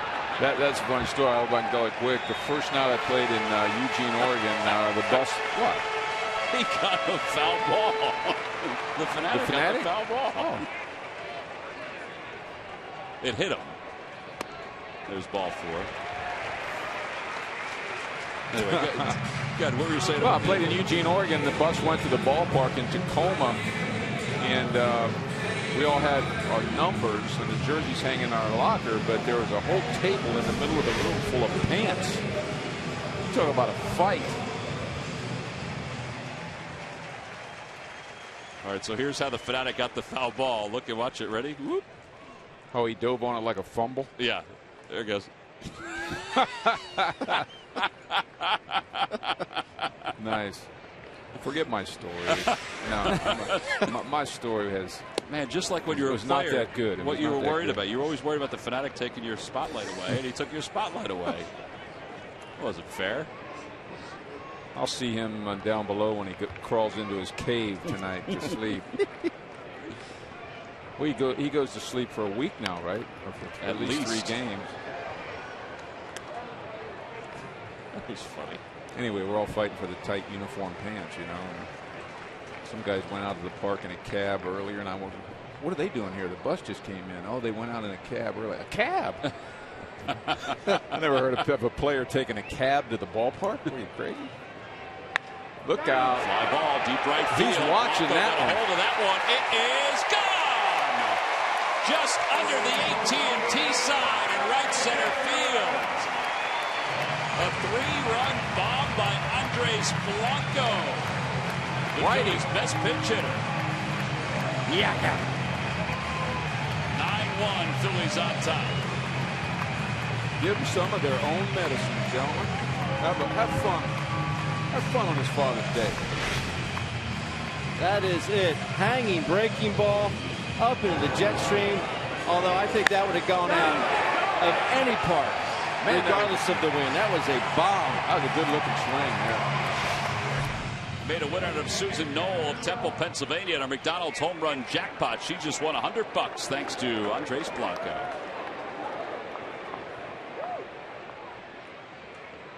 Well, here's Cameron Rupp.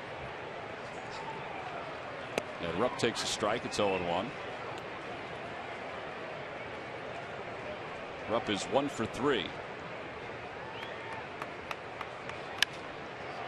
That one's out toward right center field. Hayward with his hand up, shading his sunglasses from the sun. And he makes the catch for the second out. These lucky fans are today's Citizens 7. They were at Super Prize Pack, courtesy of Citizens Bank. Good banking is simple, clear, and personal. And that's helping you bank better. Citizens Bank.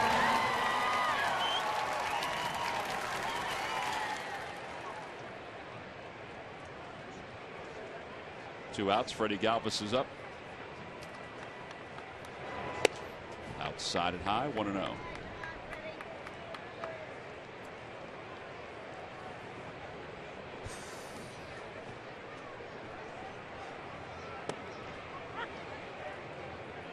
Score sheet looking good, Mike.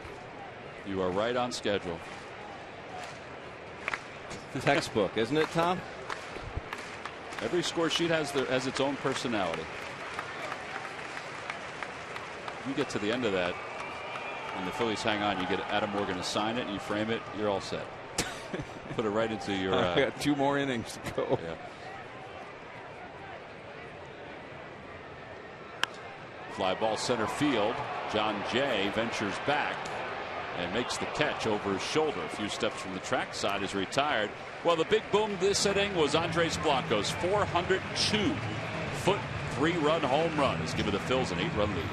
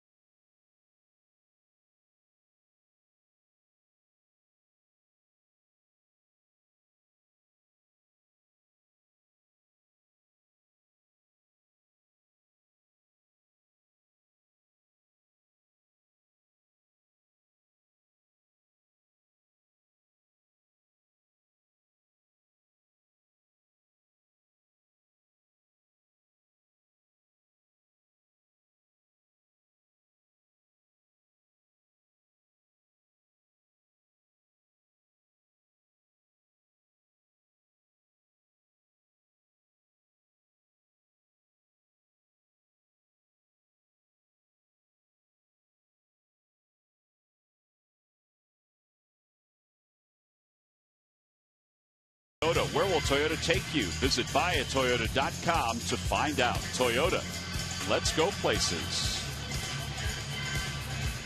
Blue skies down at Center City on a windy day here in South Philadelphia. The Phils lead at 9-1, and Glenn Giles is getting his wish that his son Kenny would get out here on the mound during Father's Day. Great. 31st ball game for Ken Giles. He's 2-1 with a 1.86 ERA. And he will face Pete Kozma. The great Bobby Wine just paid. Was Bobby just in here? Yeah. Bobby threw out the first pitch today. Well, his grandson. Grandson, right. I think Bobby's shoulder is so gone from throwing BP to me and all the guys back in the day when they used to throw batting practice from the mound. Think about that. Oh, really? Oh, gee.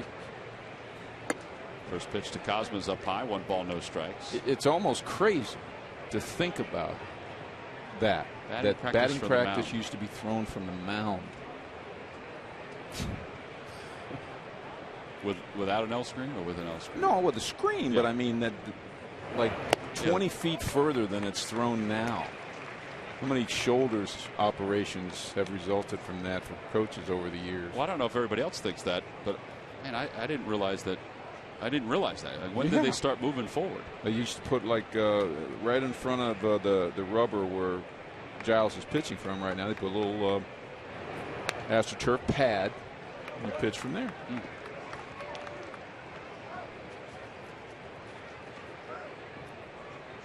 Mike Ryan's shoulder surgery, Bobby Wine's shoulder surgery. 1 ball and 2 strikes to Cosma.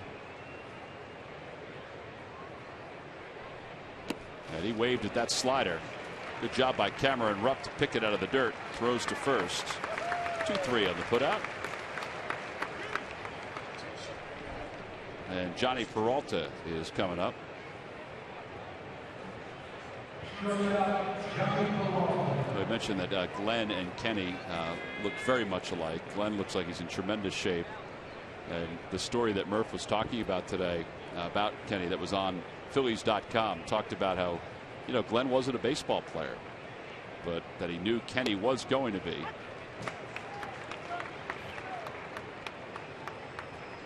I wonder if that's where he gets his intensity from. He's got some intensity, I'll tell you that. Fly ball, shallow right. Dominic Brown, few steps in.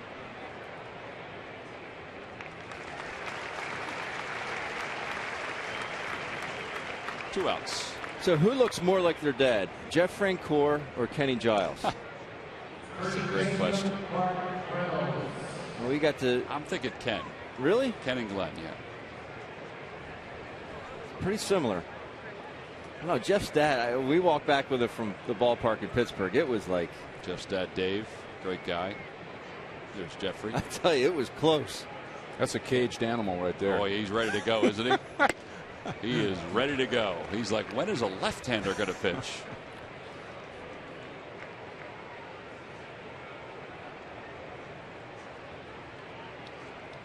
Do not disturb Glenn right now. He's in the zone. I got to ask you real quick. Why is his slider? It must have some kind. It must no spin, late break. It's both. It's both. And is there like a Brad Lidge? Yeah, and I've talked this over time. I actually caught him in January. You know, folks have heard me talk about it.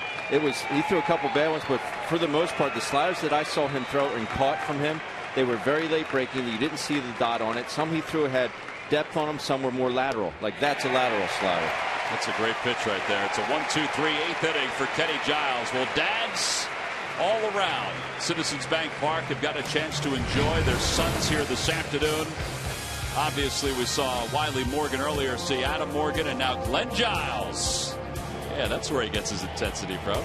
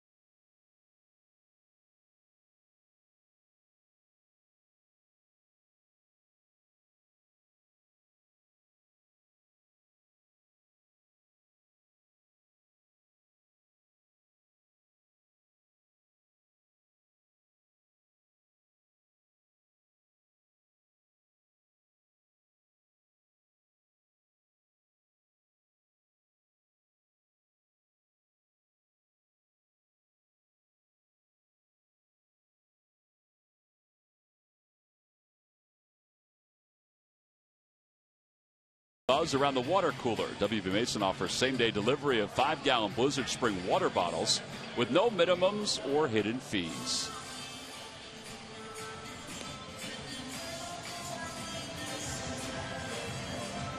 Pete Cosma stays in the ballgame to play third base for the Cardinals.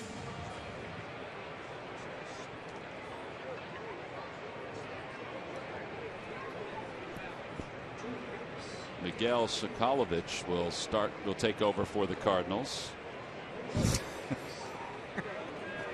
Here at the bottom of the 8th inning. Odubel Herrera is the first guy he'll face. With the Phillies on top. 9-1. First pitch is outside. 1 ball, no strikes. It'll be Odubel, Ben Revere, Cesar Hernandez here at the bottom of the 8th inning.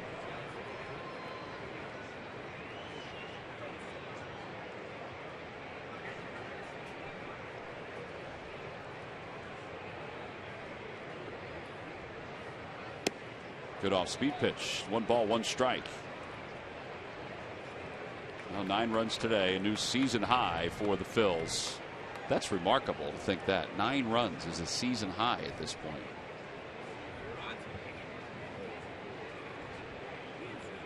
Yeah, you would think by June 21st they would have run into a game or two where they put a lot on the board. Well, I mean, everybody else has that the Phillies have played. I mean, there's been a handful of games that have exceeded the 9-run plateau. Phil's beaten some good ones this year, right? Matt Harvey. I don't know if he beat Matt Harvey, but knocked him out. Got a few runs in the Harvey game, right? Up at Citi Field they did, but Scherzer. But they've been few and far between. Oh, understood. Waka. That's 2 couple good games. times. Yeah, 2 good games against Waka offensively. Maybe we just need a real challenge. Well, tomorrow's real challenge will be Michael Pineda, who's had some pretty good go. outings for the Yankees. 2 balls, 2 strikes to Odubel Herrera. And he pops that one up. Foul territory. It'll be out of play.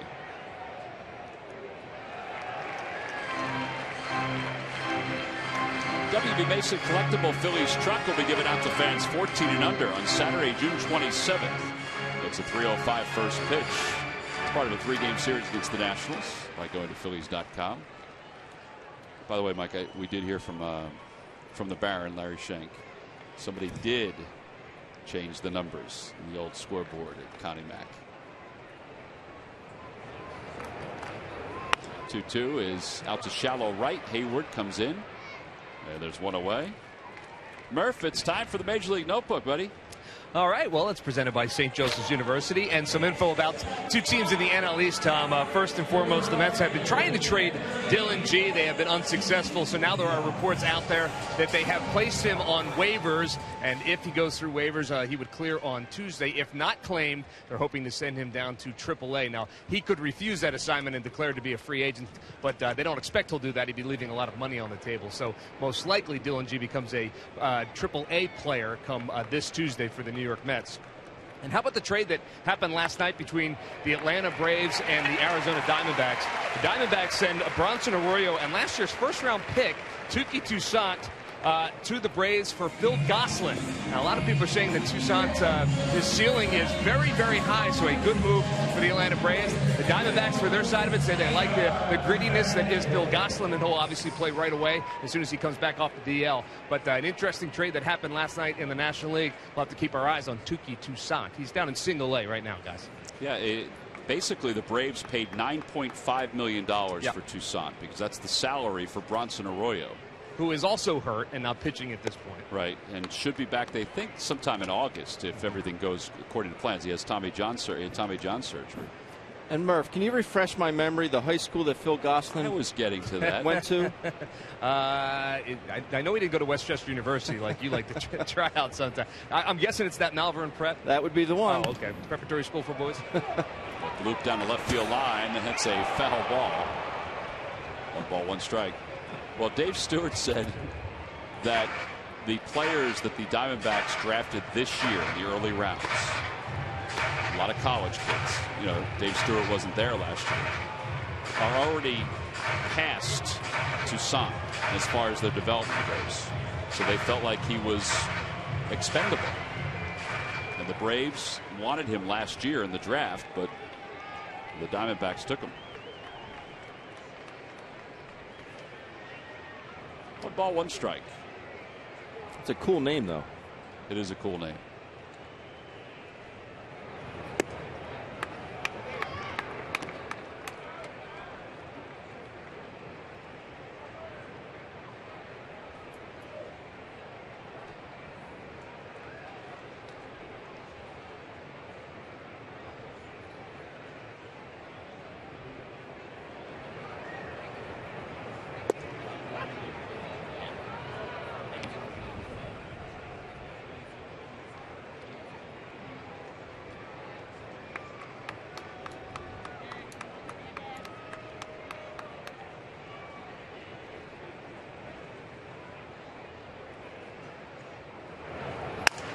Broke it back, caught by Reynolds, and there are 2 outs. Good day for Cesar, though. In fact, he just missed it, dropping a double over third there by less than a foot, but he lines out here. He lined out to hit it hard to second base. Big double with single with 2 outs to right center. Moved the runner from second to third in that big inning. That was the biggest hit of the day for me. That Cesar Hernandez 2-out, bases loaded single. For me, the biggest play of the day was the great defensive play in the first inning that turned that possible big inning into nothing. You know, it certainly turned the tide for Adam Morgan. They're both big. Franco was part of that.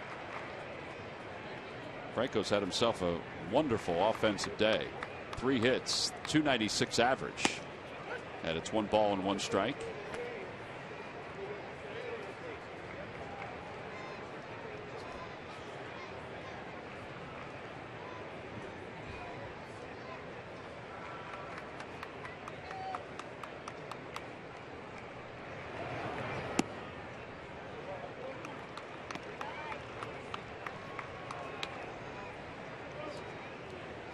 Long range, Mikhail Franco.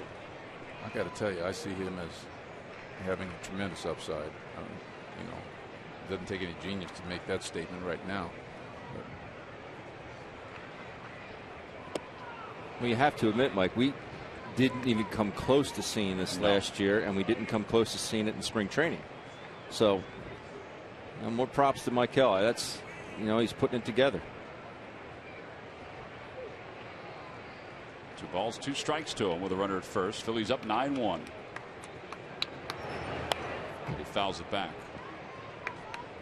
Toyota Major League scoreboard. J.D. Martinez, 3 home runs, 6 RBIs for the Tigers. Those 3 home runs were in the first 6 innings for J.D. Martinez. Guy that was basically taken off the scrap heap from the Astros last year. Way up high, 3-2. So did he get 2 shots at the 4th? He got, I believe, 1 shot to the top of the 9th now.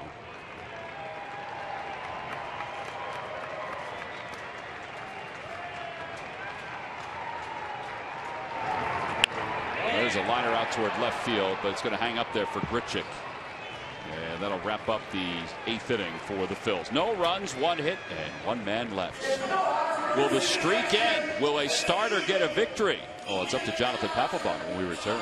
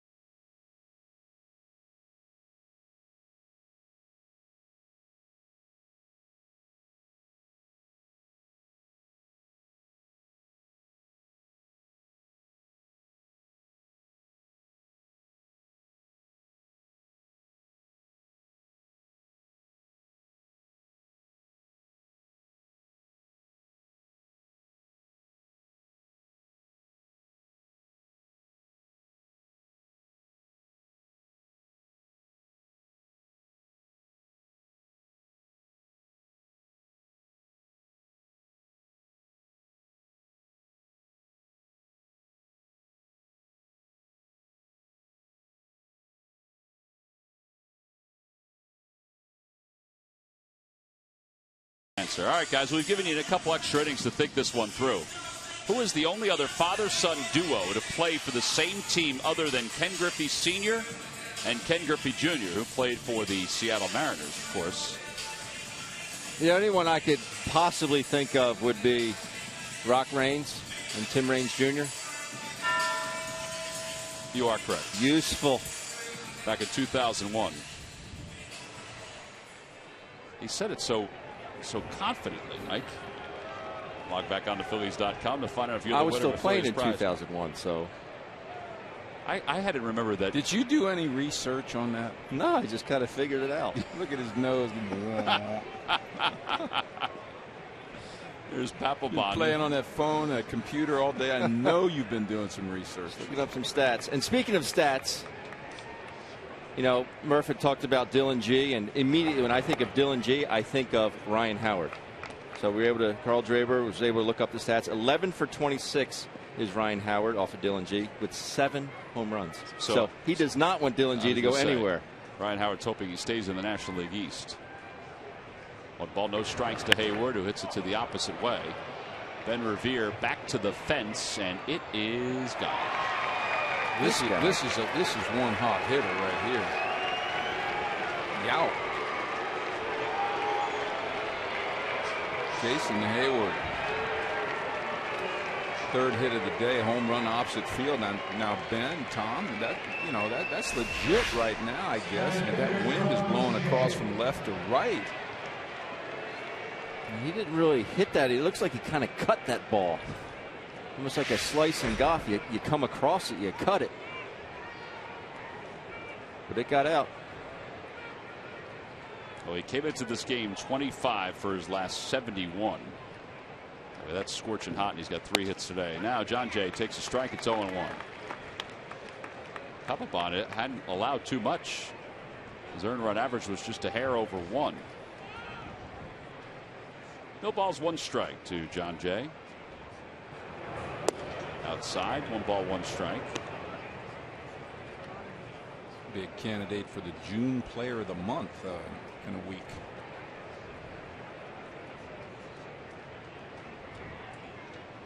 The thing about Hayward too is that they have moved him, like you said this last night. They've moved him around the lineup. In fact, last night was the first time he had batted 4th for the Cardinals. The only places he hasn't hit are 3rd, which is surprising, but Holiday was there for the most part, and 9th.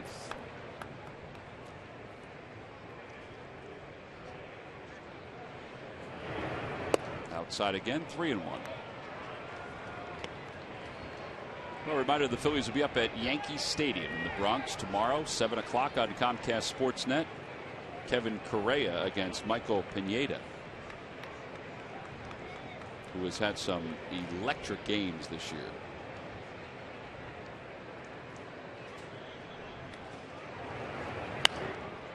I will say this: the Phillies saw Pineda once in spring that I know of. Played a lot of games against the Yankees in the spring. Possibly more than one. So they'll be going in with some knowledge.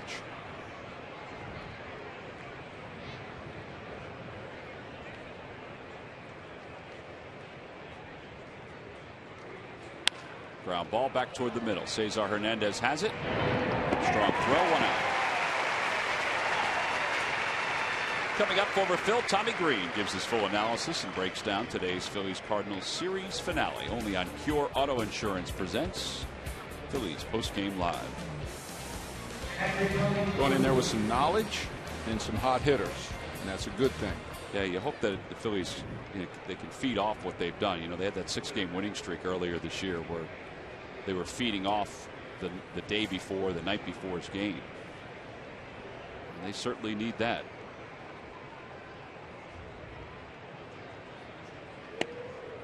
Going 1 to Tony Cruz.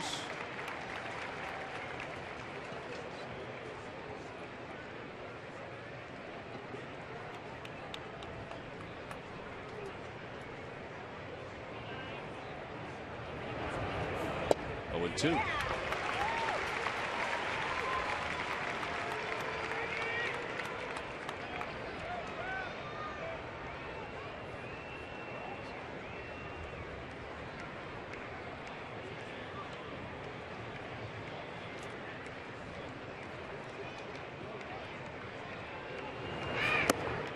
got him.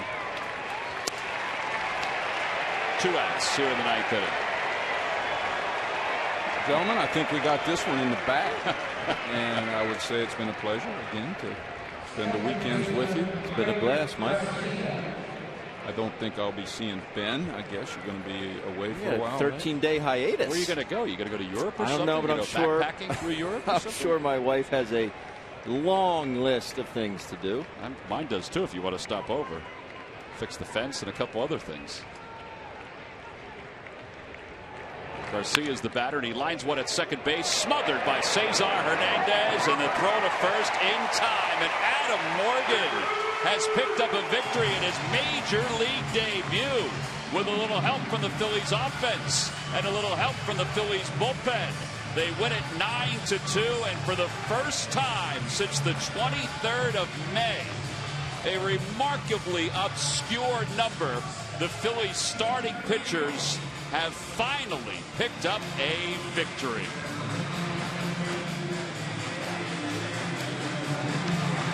Well, the Phillies can at least take away from this year's Father's Day